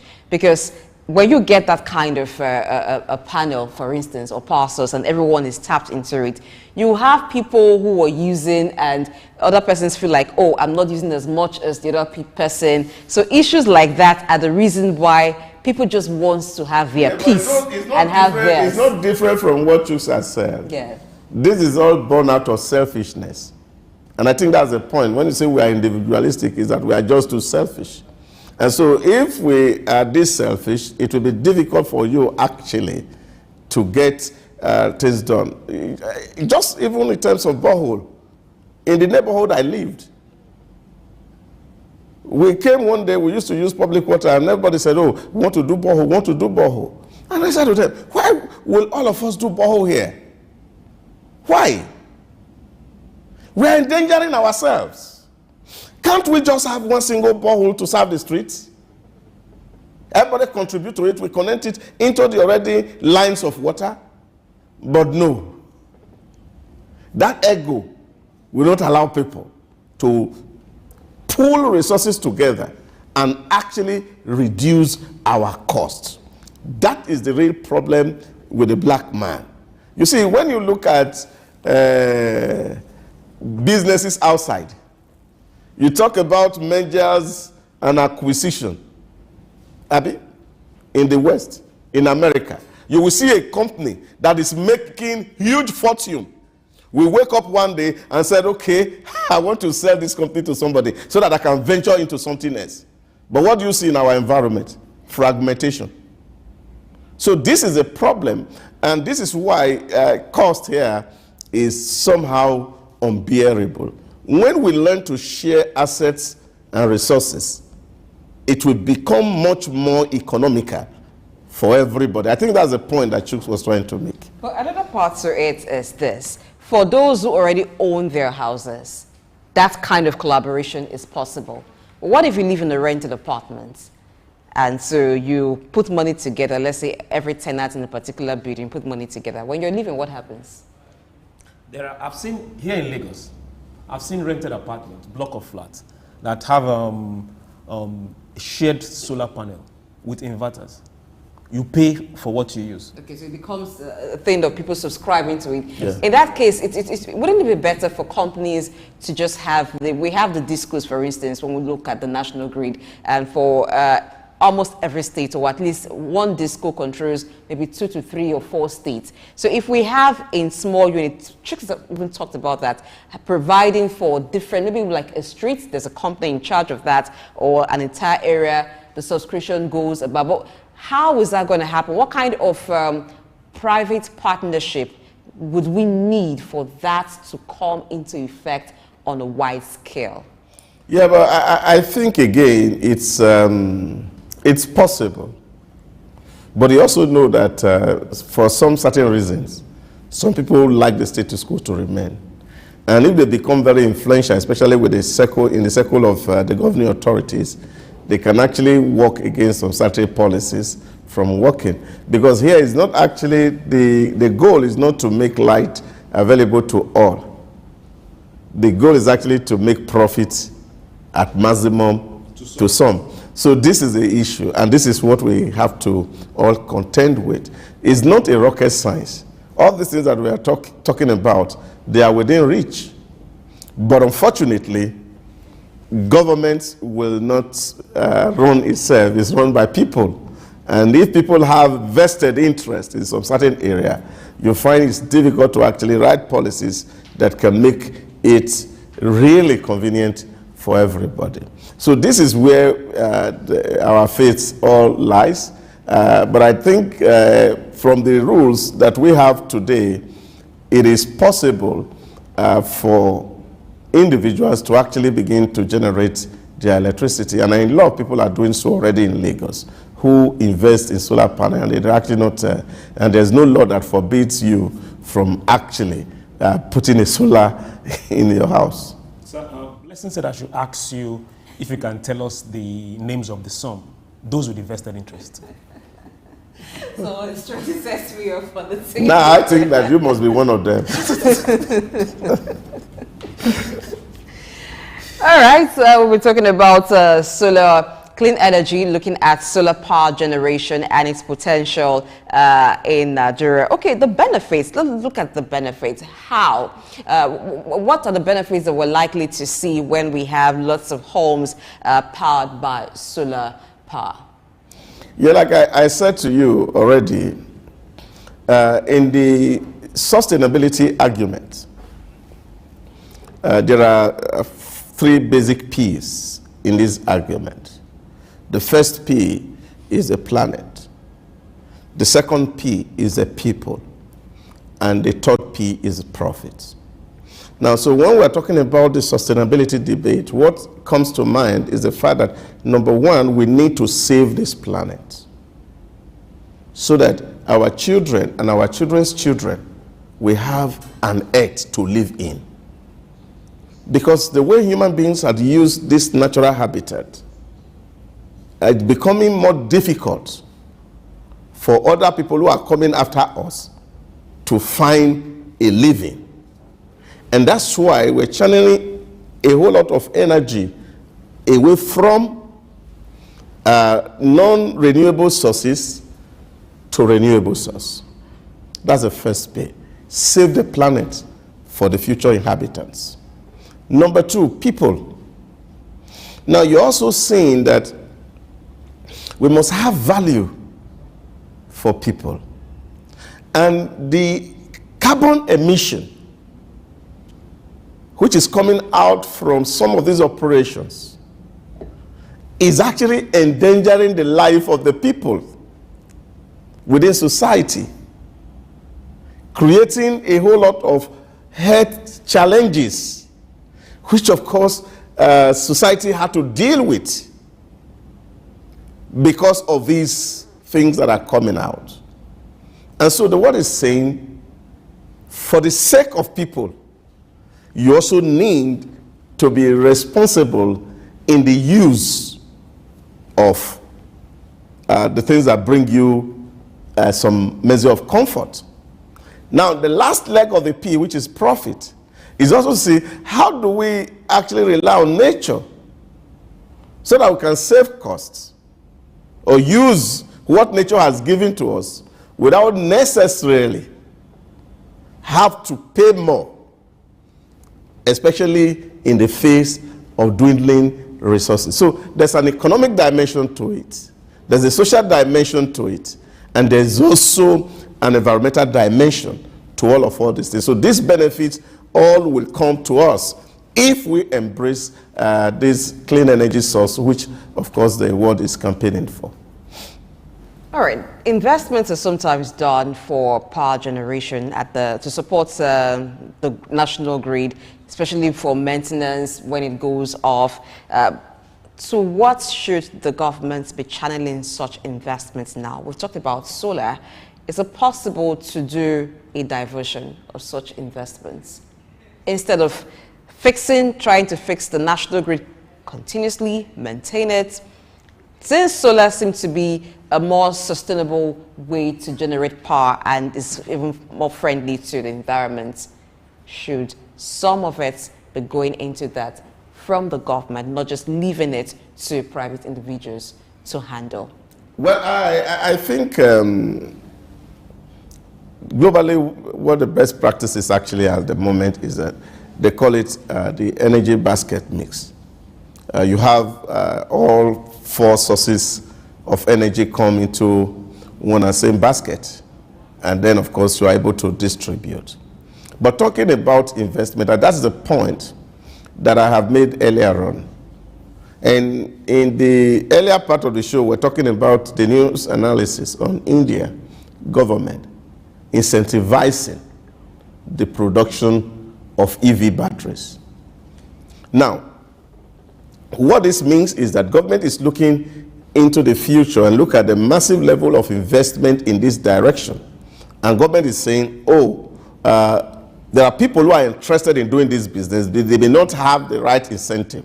So what government is trying to do is to say, okay, let's incentivize these people, give them some facility at a very, very reasonable price, and then, of course, support them, maybe waivers here and there, that will reduce the cost that comes to these people.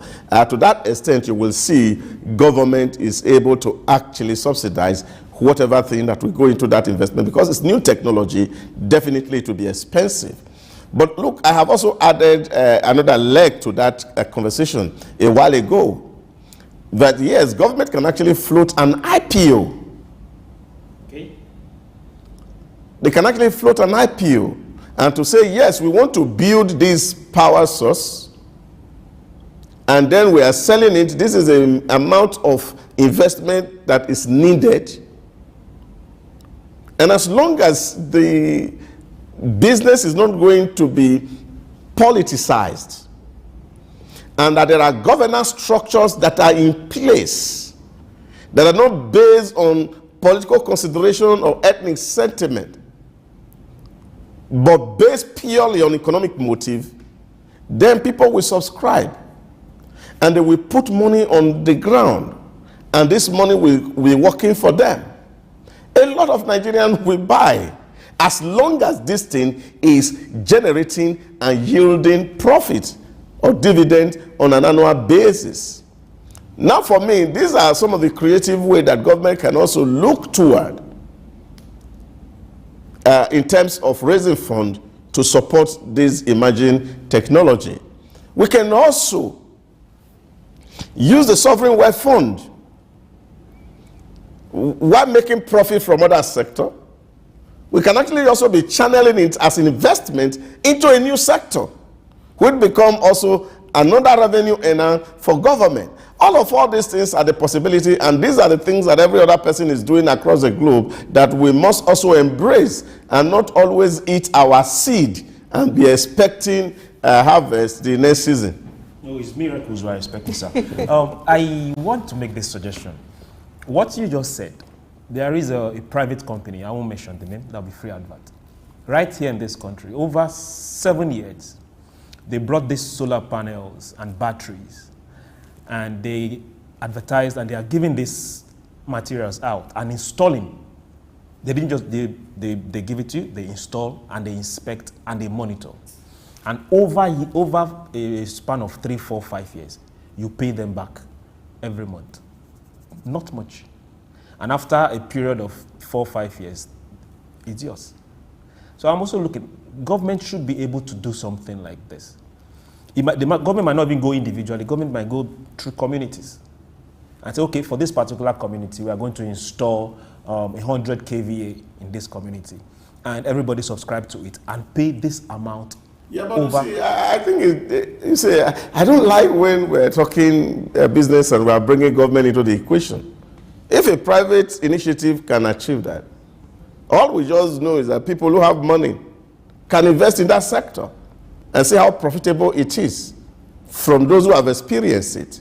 So if the model is working for somebody and they are making profit, my advocacy here is that people who have fund or looking for where to invest, this is a virgin or fallow ground where they can put their investment and make so much money out of it. So that does not really require government. But you see, government will now be needed if there are need to regulate.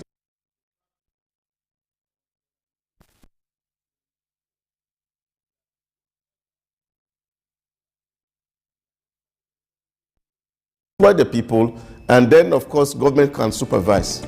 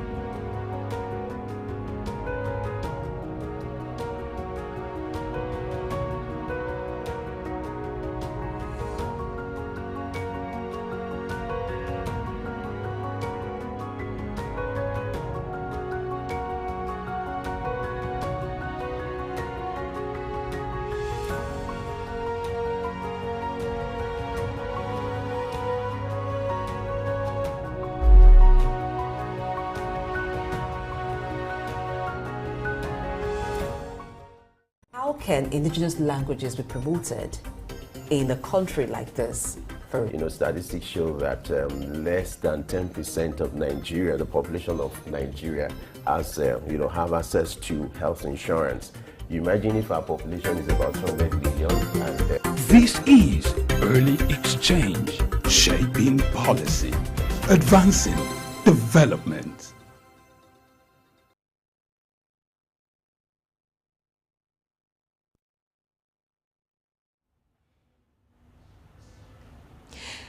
Apologies for the interruption in the course of the discussion. The good news is that, yes, the show continues, and we'll be talking about solar energy generation in Nigeria as well as its potentials. And we still have Idausa Osamanze in the studio talking with us. He's an in-house analyst and has been talking with us extensively on solar power generation in Nigeria. He has agreed that the solar panel is what's expensive and is what's making it very expensive. But the solar panel doesn't, for solar to work, there's a panel, there's the battery, or there are the batteries. If we begin production, or if the batteries are locally manufactured here in large scale, would that in any way reduce the cost of solar power? It should. And the good news is also that we also have lithium here in Nigeria. It's not just in the Congo. And there's a whole lot of export of lithium that's going on in this country.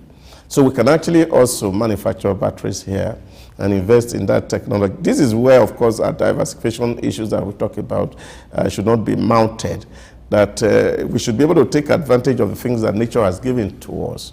And this is what is going to make us very competitive. You see, when they talk about strategy, it's about winning a war. Whenever you hear the word strategy, you are not talking about strategy in terms of just a plan. You are in a warfare, and you are saying, how do I defeat my enemy? And we must get to that point that the greatest enemy we're talking about here is poverty. The enemy we're talking about here is unbridled competition, which globalization had enabled. And we must begin to think about how we are going to take advantage of some of all these things that nature has given to us. That if, for example, Nigeria can produce based on what they have and generate a solar energy that is far lower than the global average, we will be able to import this technology and sell to Europe and sell to other countries of the world at very reasonable price, and we earn foreign exchange. And I think we must be looking toward these directions and encourage businesses to see how they can also partner and invest, but with government creating the right incentive for businesses to prosper. Because as it is today, you see, government seems to be anti-business, all in the name of being pro-poor. I've always advocated there is no way that a government can be pro-poor and not pro-business. Because it's only when business prosper that the poor people can breathe. Let's look at standardization of even the solar power panels that are being produced. Lots of companies and individuals have gotten into the production of this. Just as we would need the standard organization of Nigeria to ensure standard of everything produced, how do we also, what should be done to ensure standard? Because this power sources generated to power different appliances in homes and in businesses, and it's cost a lot of money for people to have this. So they should also be sure of the quality of what they're buying. Yeah, but I agree with you completely. These are areas where we need to really have to put in a lot of effort in terms of quality management. We look at the EFQM, which is the European quality control metrics. And you look at your processes, you look at the people, you look at leadership.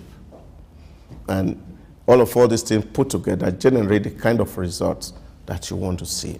I think as a people, we need to really understand that competition is not something that you do by emotion. It's a value that you are able to actually give to people that they are willing to pay for.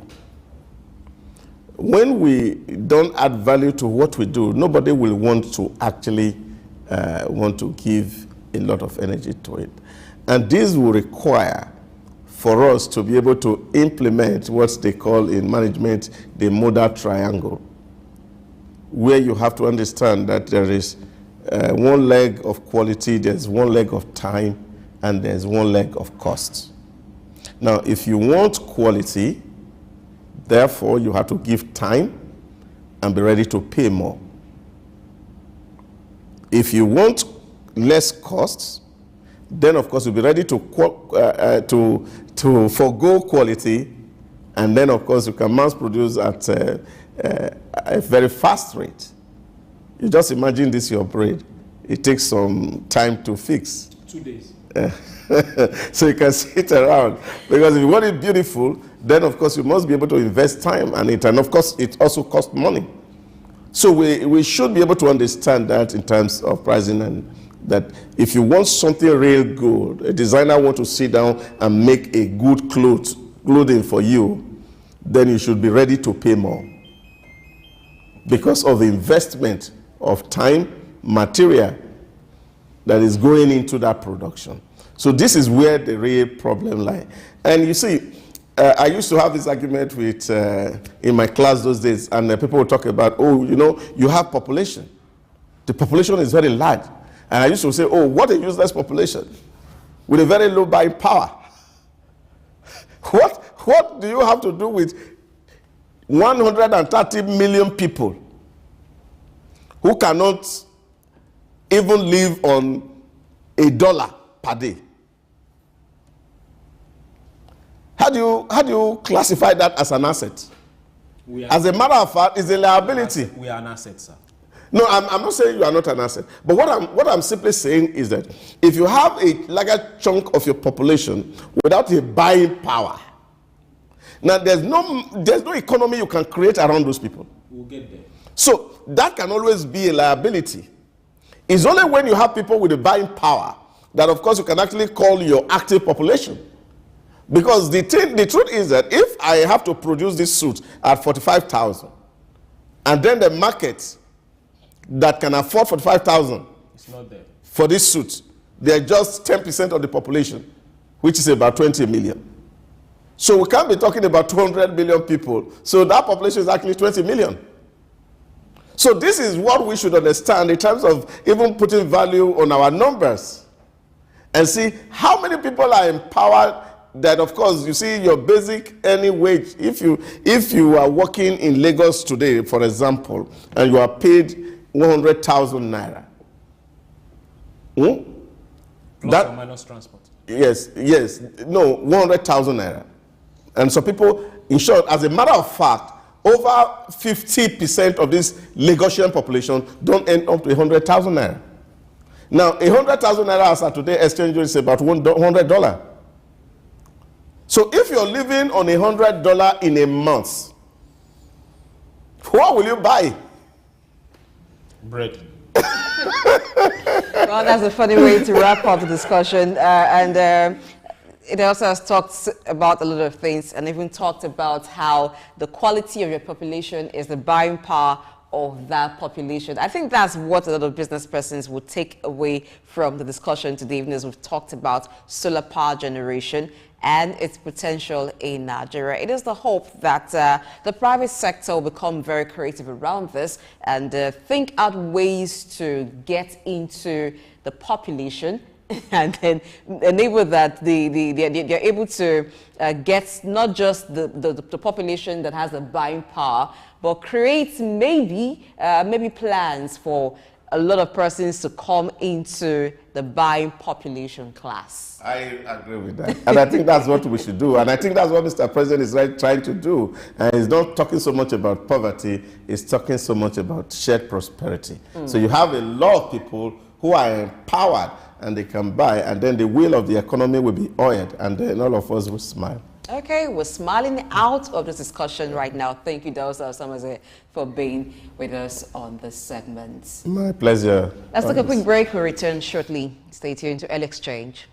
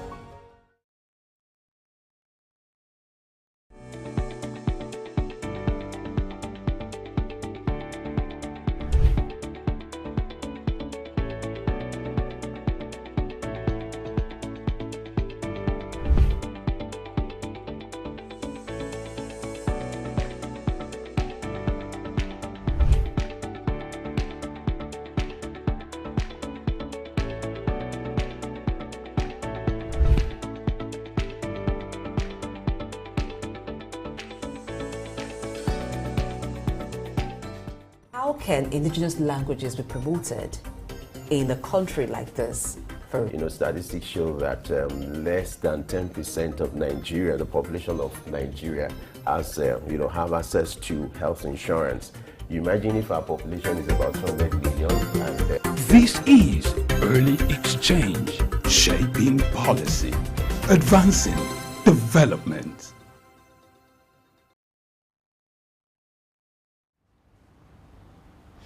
Thanks for staying with us. We're not done talking about solar power generation and its potentials in Nigeria. Joining us via Zoom right now is Saludin Mustafa Olamilekon, who is an electrical engineer. Good morning, Saludin. Good morning. Hello, Good Saludin. morning. Can you hear me? Can you hear me? I can hear you. Okay. Good morning. I can hear you clearly. Nice to have you join us this morning. Okay. All right. As an electrical engineer who's gone into the production of solar power for people, what's the market like? How's patronage? The patronage is currently wonderful, coupled with the fact that we are having challenges with fuel and high cost of fuel, and cost of generator as well, because the rise in dollar. So a lot of people are now verging into solar worlds. Like everybody they are now used to, okay, we need to get solar. We need to get solar panel as alternative to our national grid, as the fuel is not available for everyone. And I can tell you, majority of Nigeria now, I can tell you like currently maybe 45% of people are used to solar now. They are now using solar panels, solar energy for their homes, shops, industries, and the likes.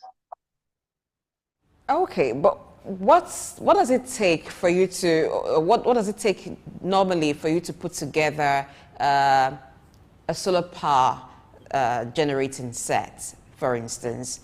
And how has business for you, given the cost of this materials that you need?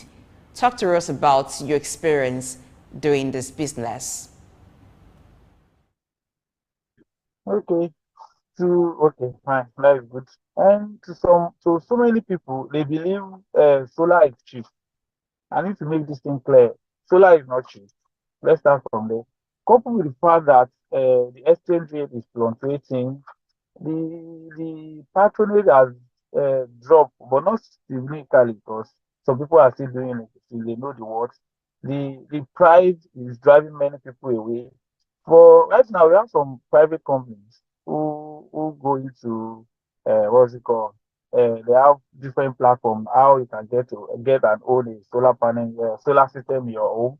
Just like the lease to own, then they provide energy as a service using solar panel. So I think that is been helping people, because the price is somehow, it's not everybody that can afford it. When some people say, okay, I need a solar panel, after giving them the quotes, they will feel like, this is too high, it's far above their budget, that they are hoping it's something that 500K can do, 300K can do. With the current situation of the country now, it's not everybody that has that kind of money to put into solar, except people that really value their energy supply, because many people work from home, so they need it. And NEPA is not there. I mean, the national grid is not there.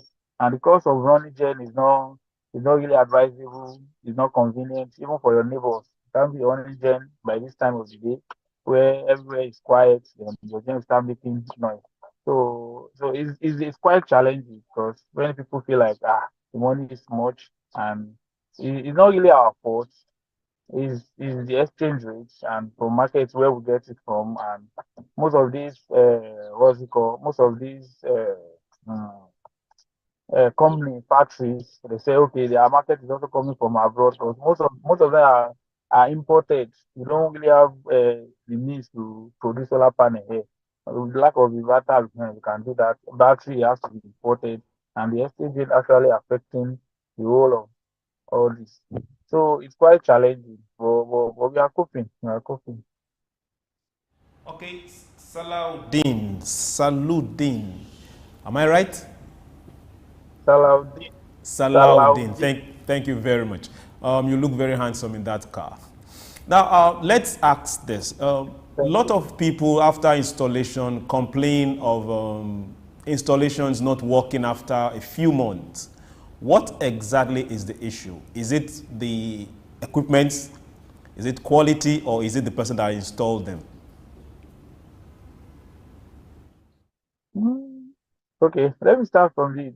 We have different variety of qualities of solar panel materials, and people are quite different. We have some people that say, okay, on this installation, I want to gain more. Meanwhile, getting inferior material. We have those ones that's the popular market in Lagos. I don't want to mention them. So with that, that can be an issue if you get a inferior material, like, and the second part is that the client using it, people that are using it, as in the customer, after doing your low separation, doing everything, tell them, okay, fine, don't use so on inverter. They won't listen. They will say, at least it's inverter. It's my money. I use my money to do it. Go and plug every gadget on it. There will be an issue. And most of them won't open up to you that, okay, I'm the one that put this thing. I'm the one that is, connected what I'm not supposed to connect. And before you know, the thing will start having issues. So you need to start coming and checking. Meanwhile, the fault is from their hand. But on a serious note, once your installation is perfect, your material are good. You don't have issue. You don't have issue. Just be using it till maybe after 3 years to 5 years when the battery is gone, then you can now come for replacement. Aside from that, when your installation is perfect, you get a good material, you don't have issues at all. You don't have the similar process. Just power it on it and continue using your life. In short, in some connection I did, you don't even need to, when they take light, you don't need to go and do changeover. It's come on automatically. When light goes off, come on automatically. Your DSTV, your TV won't go off. So basically, it's two ways. It's from the installer, getting inferior materials, or from the client, mismanaging the inverter itself. Mismanagement. So that is it. Okay, now for the materials that you use, which of them are produced here in Nigeria? Is it for the batteries? Are you producing batteries here in Nigeria and maybe importing some other components for the making of a solar panel? Or everything imported? Oh, Saladin, we lost connection with Saladin. We will get back with him later on the show. But let's take a quick break. Oh, Saladin is back now. So, welcome back.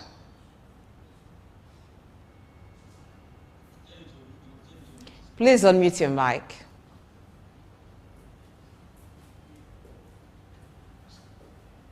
Can you hear me?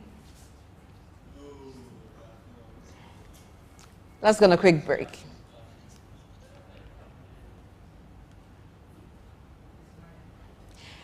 All right, Salaudin, please unmute yourself. Put on your mic. Okay. Can you hear Okay. me now? All right. So I want to know, when you want to make a solar panel, regardless of the capacity that you're building, for the materials that you need, which of them is locally sourced? Is it the battery? Do you make the batteries here locally, or everything that you use for building the solar panel right now are imported? Yes, Or the cost everything are exchange imported. rate? So which Everything of them are are you imported. sourcing locally? Yes, when what we source locally are the railing material for the solar panels, the racking for the batteries, and cables. Our cables, aside from the DC cable, we don't have DC cable here. It has to come from overseas. So the AC cable, the railing system, and the battery rack, those are what we get from here. Build. if I want a solar panel, for instance, now, how should it be? Do I just go over to the markets and say, oh, I want to buy a solar panel, give me this, or I get to someone who builds and tell the person what I would need them for, and then they build for specification. In your experience, which is better? Because you also talked about the way the consumer will make use of the panel. The usage is also an issue. So which is better? That the customer goes for someone who will build to specification what they need, or they just buy what is already made, and if it fits what they need it for or not. Explain to us how the process should be ideally in acquiring a solar panel. Okay. Let me get this thing straight to you. The solar panel is not what determines your load. It's the inverter and the batteries. Okay, the solar panel is just there to charge your battery when there's no national Solar grid power generating set, power both the coming from the inverter grid. batteries and then the Yeah. panel itself put together. So when you want to acquire one, do you consult first to say, this is my apartment, for instance, or this is my business and my equipment? What kind of capacity will be fit for it? Or you just go shopping? Which is the best way to go so that you can have You have to best you have to user get experience? customers. Okay. You need to know the customer's load demand. What are the customer willing to power with the inverter? So you might have some customer that say, okay, I just want my fan, my TV, my maybe let me put it this way, critical load like my TV, DSTV, fan, blender, washing machine. Those are things you need urgently. And meanwhile, we have some that will say, okay, I want it to power my whole apartment. Some will say, okay, I want two ACs in the parlor, one in the living room, my pumping machine, my security lights, my CCTV and all. So depends on the customer load demand. That's what we now use to design the system that will work for the customer. It's not as if you just go to the market and get anything I want, then start to come and install. No, it doesn't work that way because there will be issues. And I said, okay, why we bring the inverter that cannot power my this, that cannot power my. So you need to consult and know your client, know is our financial strength. Okay, if you go for the one that will power your AC, your washing machine, this will cost you more. But if you can manage with your critical load, your TV should not go off. You should be able to have fun at night to sleep over when there's no light, and your laptop, your working stations, and maybe you need to do your washing machine and blender and all. Yes, with that, we'll be able to design, okay, lower system for such person that won't cost such person more compared to someone that decided to go for a higher what's it called capacity of inverter. So that's how we do. We need to do assessments. It might be on phone. It might require us to go to the person's house to check for what are the things we wish to power with the system. And we are now talking of industrial systems where we have big companies that run big gens. So we need to go there with a data logging machine to capture all their loads to take. So in such way, you'll be able to know their peak load. So with that peak load, you'll be able to design a system that will also work for such what's it called company industry. So, but for the commercial aspects, you need to do a audit. We call it site audit, site assessment to check for their load. Then you now design based on their load. And also, what we need to factor is the roof where we want to put the solar panel. Some houses are in, some clients are in, what's it called, a rented apartment. The landlord will say, no, you can't put solar panel on my roof. So we need to meet the landlord and tell him, okay, fine, I'm assuring you, after the installation, there won't be roof leakage. So if you are able to convince him, then you can now go ahead. But without that, those are things we need to put in consideration before going to the market to get. We need to seek the landlord permission because without his permission, with the solar panel, you say you can't put it on his roof. There's nothing we can do. For a So case like that, where the owner of the house will say you can't put a solar panel on his roof or her roof, Does the panel have any negative impact on the roof? Will it affect the roofing in any way? No, it won't. It's the process of installation as we are matching the roof. Maybe there's a mistake or the roof itself is not strong.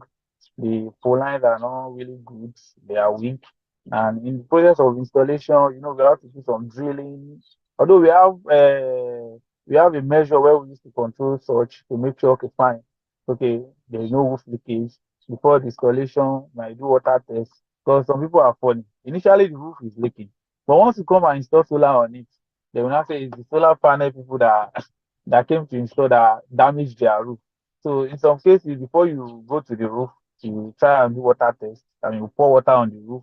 If you see leakage, then you can help them to manage it. Just try to cover it up and fix that if possible. But if not, you might require them to change that particular spot. So it's not as if the solar panel damaged. People that are doing it, the installation process, so you can't really say. So that is the major issue of leakage. Aside from that, the solar panel does not damage the roof. It's the installers that damage the roof. Okay, I want to ask you a quick one. What is the shelf life of the solar system? How long can your solar system last? And if your batteries go bad or any other thing go bad, how do you dispose them of?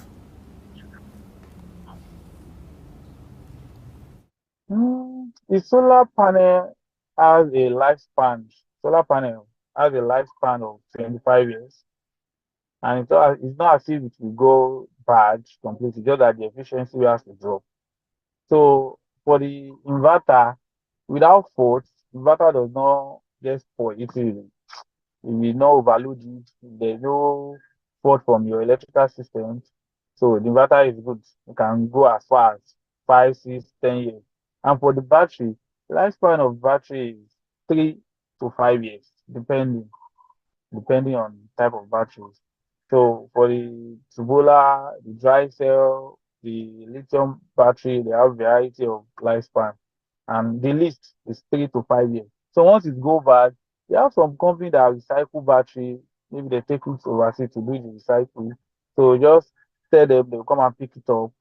And maybe they pay you some cash, then you get another one. The system start running again.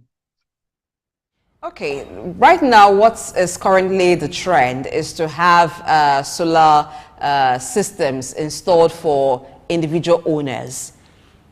Is there a way you and your colleagues in the business or in that sector to have some form of collaboration where you can now have provision for areas, communities, as a whole? Like you find maybe the transmitters, using the national grid, you have one street, for instance, have a transmitter, and every house in that particular area is connected to the transmitter. What is the possibility of having something like that with a solar system, and maybe having a metering system so each house connected to it or each business connected to that central solar system is metered? People can then pay for it rather than individuals owning their own solar system, which may be a slow business pattern as we're seeing right now. Okay. What you just said now has been happening for like 3 to 5 years now. We have some big companies, investors from overseas come down to Nigeria and target the rural area. They will install solar panel, run electric pole, transmission line, and all the old villages will be on their systems. And there's a metering process where they buy card, just like in short, they use in such rural area they use solar panel as their source of electricity. We have them there are many. So their target is rural area because we know the urban city has been occupied. We have electricity, people running on gen. But the rural area that have not even seen electricity before, once they see it, they will appreciate, they will pay. But the urban area here, you can't do such in such a way that we are most of these people are white. They might went ahead and do some bypass and start using the system. Although that is power test. But based on your question, we have companies doing that because it requires a whole lot of money. Not a small business. Not a small business. But we have investors doing it. In short, it has been to some extent I've worked on 2 or 3 projects like that in Nigeria, the northern part, Nigeria to be precise.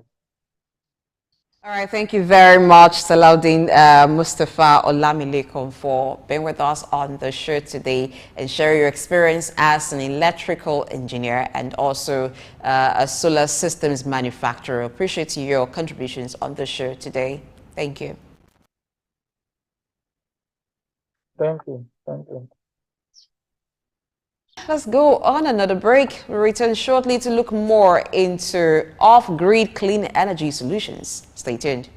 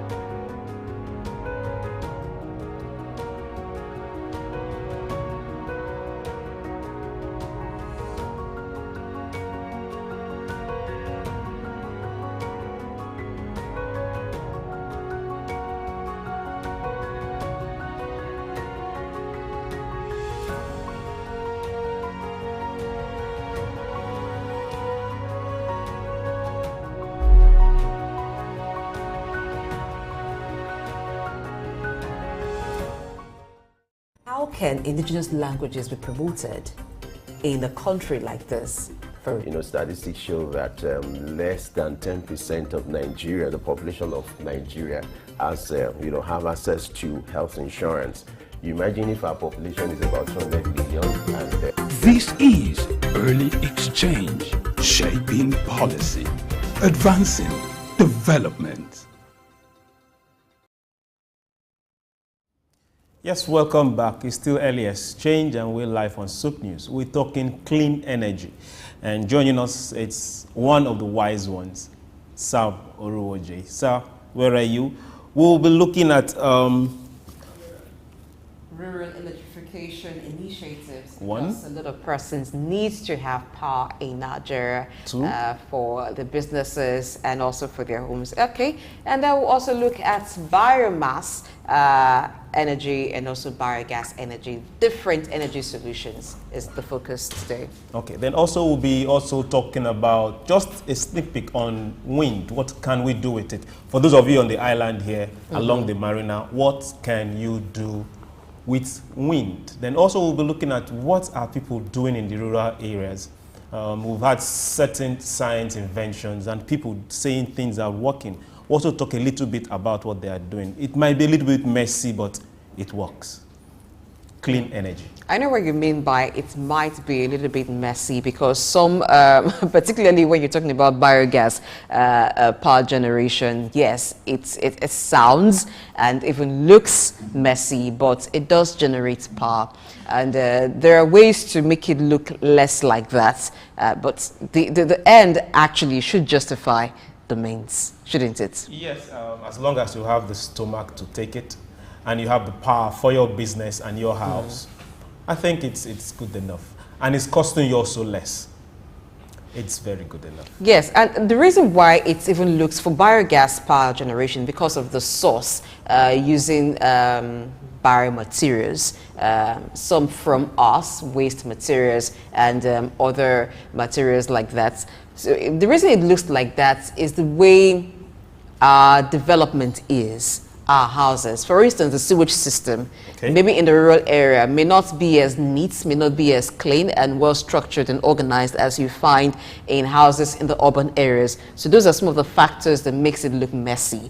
But where you have well structured sewage system, then it's quite easy to channel to whatever use. For some developed cities and developed areas, these were put into the planning of the area, planning of the buildings and the houses, and even the design of the sewage system, that naturally, like, there are channels where it collects to. So you don't need that, you don't need to come into contact with it as the person who wants to use it for power generation. But like I said, because of the way ours is structured, that is why there is that contact, direct contact with the materials and for some persons. But yes, but when the technologists, those who make use of it, want to handle, they know what to do. And the end, like I said, justifies the means. You're looking at what the power capacity that would come from that. And so it's not an issue for them. As long as you can stomach it, remember, it's all about being able to get the maintain out and use it to generate power, be it for your business or for your household. Then for those areas that have good urban planning, like you said, you have no contact with it at all. All what you get to see is your lights turned on or your business is working. But most times you might not know where exactly that power is coming from. You're also contributing to it. We are all contributing to it. You talked about wind energy a while ago, and you made an example of those who live around the marina access because they're close to the ocean. So there's lots of wind coming in from that, let's say sea breeze coming in from that access. But it's not being put into use. All those in that area, for instance, where our office is located, we just see it as, oh, fresh air coming, and that's all we enjoy from it. But it's for those who would use the technology, use the resource, the natural resource, and translate it into power. Hydropower, for instance, water, the dams that were built in water, has been used to generate power. In fact, the national grid that transmits... Okay, Nigeria's national grid that transmits power to nationwide is powered by hydropower, powered by the dams. But we can also have something done with the wind and also generate power in that capacity, or even more than the national grid is generating currently when we explore these natural resources. The good thing about Nigeria is that Nigeria has lots of natural resources, and we should not be having power issues at all, because we just talked about solar energy, and of course we have that in abundant supply in Nigeria. Hardly a day goes by when you don't have a good amount of sunshine, which powers the panels too. So it's something that we should begin to use. Wind energy, or in good supply in Nigeria. Hydro water is abundant in Nigeria. So these are resources that can and should be channeled for power generation, because we're talking about off-grid clean energy solution. Yes, we have the national grid, but as we've come to find out, as we've come to experience oftentimes, the power generated from the national grid is not sufficient to go around the country and for everybody to have constant power supply. And let's also look at sustainability, because we're talking about going green, you know, having less carbon emission, having clean energy, and that is why the use of power generation, the regular power generators have to be discouraged, because there again you're encouraging the use of carbon emissions. And we've also had cases, sad cases, of people die while they slept close to their generator set, you know, the gas emitted from that. So let's talk to Sam Orobuje, who will be looking at rural electrification initiatives with us and other off-grid clean energy solutions. Welcome back, Sam Orobuje. He was with us when we looked at some of the stories making the headlines this morning during news analysis, and right now he's back with us, joining from Kigali, Rwanda. Welcome again to the show. Thank you. Blessing for having me.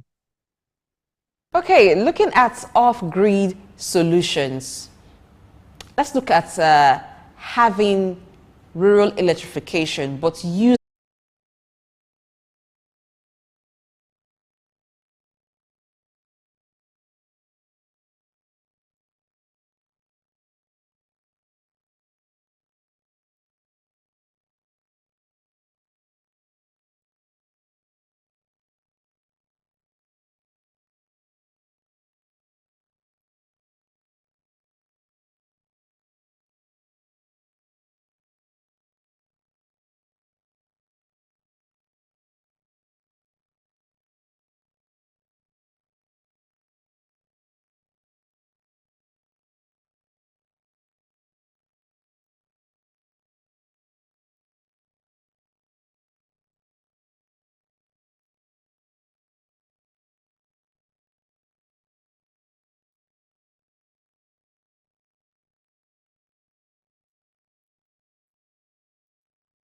How can indigenous languages be promoted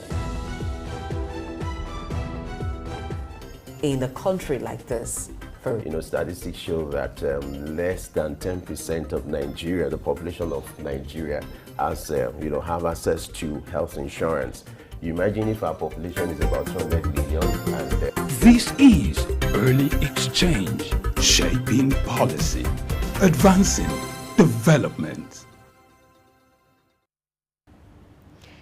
Thanks for staying with us on Early Exchange, and we're still looking at the off-grid clean energy solutions, and right now we want to talk about rural electrification initiatives, and we have Sam Orobuje, Director Research Policy and Development, joining us all the way from Kigali via Zoom this morning.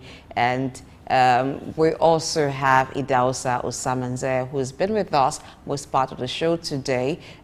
He was with us when we looked at solar power generation and its potentials in Nigeria, and we continue the discussion because we are looking at off-grid solutions, but they must be clean energy. Welcome back to the show, Idausa. Thank you, Blessing. All right, talking about rural electrification initiatives, a lot of rural areas in Nigeria are not yet electrified, so to speak. Electrified, I mean that do not have access to electricity.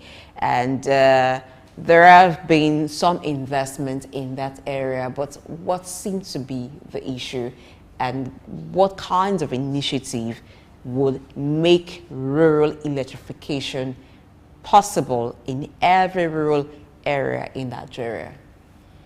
Well, I think it's just the willpower of those who have a responsibility of doing this.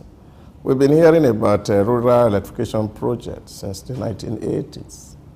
Right from the day of Babangida, agencies were created to do this. You see, the real huge challenge, like I have always said, in the equation of whatever problem we are facing as a people, is the human factor. Once you take away the human factor, these other issues that they're talking about will just naturally vanish. We don't need any, what am I going to call it, a rocket science to give power to people in the rural areas. Especially even when they in the rural area are willing to pay for this power.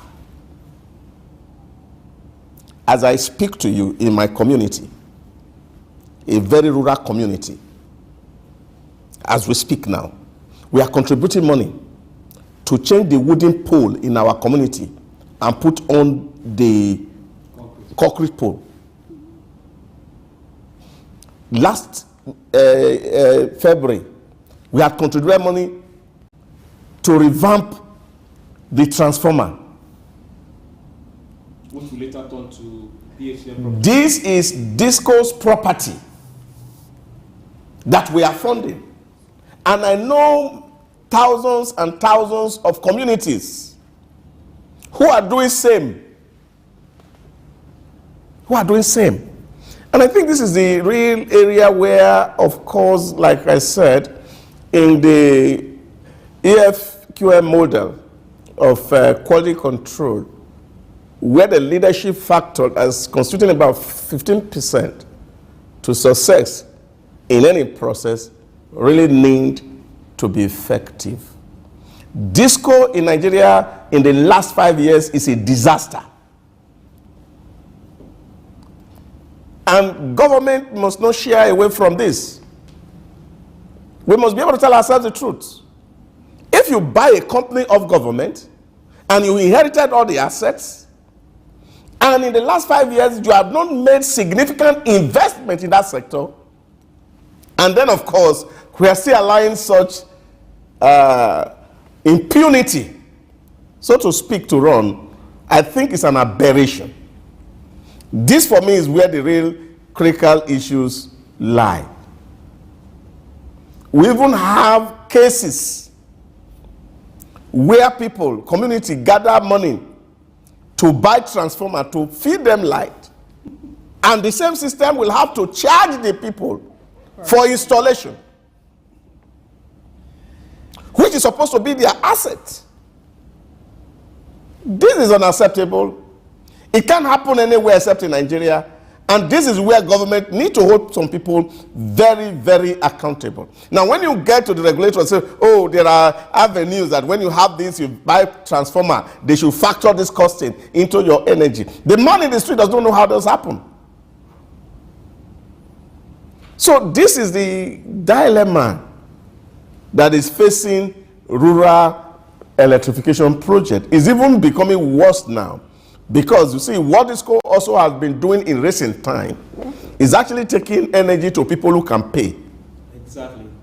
And prioritizing energy distribution to where they can make maximum profit, and without really realizing that energy is critical to life. And even the rural areas that are supposed to be feeding the urban centers need this electrification. And if this has been done effectively, there are a lot of people who have no business being in the city. All they needed to do was to remain in their village and able to create economy to support the urban center. So this is the area where government really need to focus on this thing. So if these people have no capacity to do it, since they are indigenous company, I think the current regime can actually look elsewhere for people who have demonstrated capacity, competence in the area of electricity generation and distribution to actually invest in this economy and then make their money out of it. Okay. Thank you very much, and I want to apologize. It's not Blessing, it's Discus. She happens to be the one directly next to you. Sir, let's look at it from this angle. The president is almost getting a contract done for the coastal roads, Lagos to Calabar to Akwa Ibom. Now, if you see this stretch of road, the sea is next to it. The ocean is next to it. And with the ocean and the sea comes wind. Don't you see advantage, don't you see opportunity of windmills, this stretch over 1,000 kilometers from Lagos down the south? Windmills that can serve rural communities. Yeah, of course, they are, like I said earlier, even in India today, really, they're also using these various energy mix. They're not taking it from one source. And I think this is what actually we should also need to do, to be able to show up, of course, their valuable energy within the society. But here again, yes, of course, it will require investment. But I don't see this as government project, really. That we should liberalize, that power can be traded. Because just like the telephone, there is no other thing that will be on demand. In short, telecom can't even compete with power if it is effectively traded. So there is so much profit in that sector. But like I said in the earlier part of the show, you see there's a whole lot of blackmail of government. And you see energy cost is high. And so because it's high, the poor people are suffering. And because poor people are suffering, you know, this government is insensitive. And government try as much as possible to carry this burden. And they are not able to carry it. Some time ago, I've advocated in this same show. India were in our shoe. Epileptic power supply. And there was a lot of huge subsidy on power to farms and to households. And this was massive, as the industry could not grow. So what did India do? They decided to remove subsidy from energy completely. Now, when the Modi government came in 8 years ago, what were in their heart was the fact that, yes, of course, you know, the business people always take advantage of the poor people to make fortune for themselves. Because you sit down in the house and say, oh, they are speaking for you poor people. They're actually not speaking for you, they are speaking for themselves. But they're also using you, the poor people, as excuse. Oh, poor people cannot afford it. Government cannot afford to be suffering the poor people. It is always a lie, because the business people are the one benefiting for whatever incentive or subsidy government is putting, because it doesn't get to the poor. And that government realized that this was what was happening. What did they do? They said, okay, we want to actually know who we are, and they did national identification. For 8 years, India invested $1 billion to give identity to their citizens, and even those who were in the rural area, they were able to cover everybody, 1.3 billion people, with Indian ID card. And with that, data was available. The government could see those who were really poor. And then they have to determine to help the 300 million poor Indians and send the cost of subsidy straight to them to enable them to purchase energy. In that case, the blackmail from the business community against the Indian government ceased. And now today they are doing power trading in India. So you can decide to buy power today and keep it till next year if it is cheaper for you to buy today. And so all of these things are made possible to ensure that the industry is good. And so everybody is moving into rural area. And today, India is supplying power to about 3 neighboring countries because they have overcome the problem. So power in India is no longer a problem because some strategic steps were taken by the government to ensure that the real issue, which of course those who are benefiting from the rot that continue to blackmail the system, are taken off the way. And I think that's what we need to do in Nigeria. All right, Sam Uruju is part of this discussion as he joins us virtually from Kigali. Hello, Sam. Please unmute your mic. Hello, Blessing. How are you? I'm good. All right, agree that providing power is business, but we understand that those in the rural area need power for daily living and for doing their own business. What kinds of initiatives can be done in those areas where it is business for the providers and it also provides power for those in that area? It may not be from the national grid. What kinds of initiatives can we have as far as electrification of rural areas in Nigeria is concerned? Yeah, currently the Rural Electrification Agency has the responsibility to power the rural area within the framework of the 2030 Clean Energy Framework for rural electrification.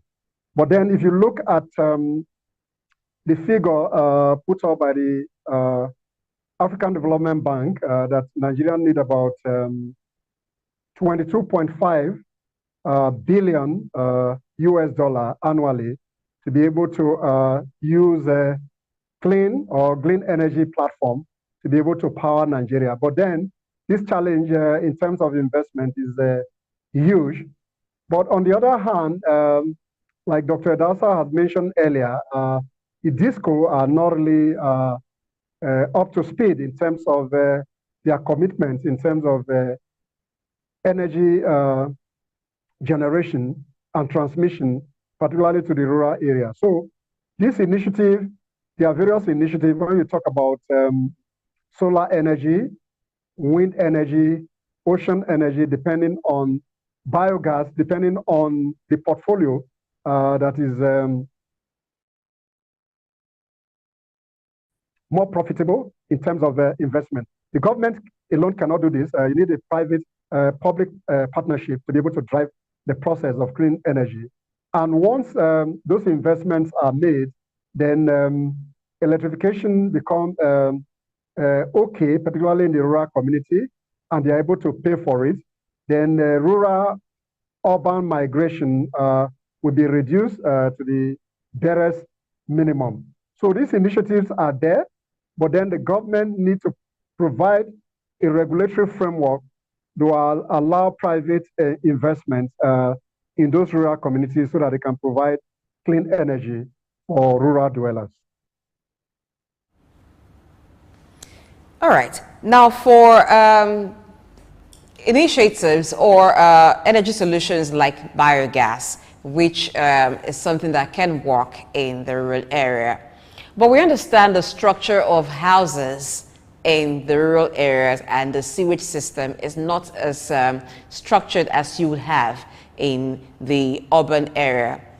Would there be challenges, and are there certain kinds of challenges that would impede the use of biogas as a source of power in rural areas as we're looking at initiatives?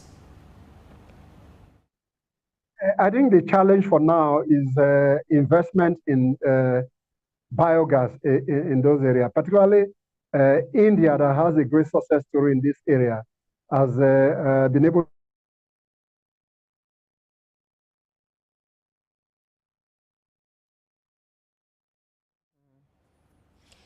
Okay, we seem to have a bit of a connection issue continuing with Mr. Sam at this point, but we'll get back with him later on.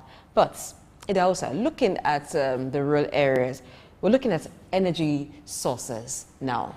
It is possible to have the rural areas powered through biogas, but like I was asking, given the nature of the houses and the way they're planned, the sewage system, earlier on, Trix and I were talking about how it could be messy, but does that sound like what could be a challenge? What really could challenge having biogas powered solutions in rural areas? I don't think there should be any challenge. The only challenge, which of course we currently face, which is what I want to always talk about, is our mental laziness, our ability to sit down and think and see tomorrow today. That's the real issue we have. And if we all wake up to be able to overcome that mental laziness, and then really understand that when we have a determined heart, a lot is possible. And also looking at the benefit, of course, that will be accruing or accruable to the entire society if this is done, especially looking at the positive dimension to all these things. Some of all these things become real possible. You see, the only thing that had consistently dragged us backward, like Sam mentioned, is not the absence of policies. We have all beautiful policies everywhere, well written by the best brain. But we fail always at the doorpost of implementation. When, of course, we begin to accommodate all manners of interest. And this is where the whole issues lie, as far as I'm concerned. If you are liberalizing, liberalize completely. Don't give somebody a goat and hold the rope. Leave the rope. So it should be free. You're talking about the power sector. Yes. Okay. Yeah, so don't give somebody a rope and a goat and you hold the rope. You are still in control. Allow people to get into business and do business. This is why FDI is not coming. This is why local people are not investing. Because the control by the public officers over these things, over the profitability of the industry, is what the real issues are.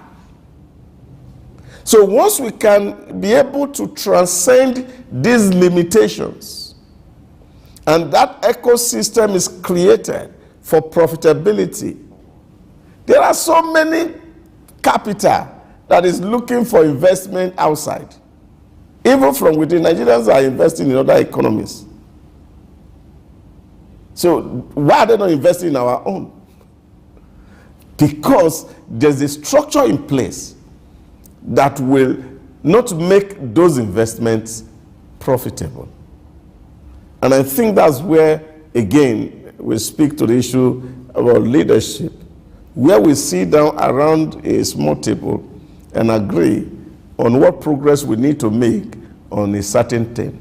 We were speaking 2 weeks ago in Kigali, and one of the issues that was raised was that, for example, there is no forest in Rwanda that 4G has not covered.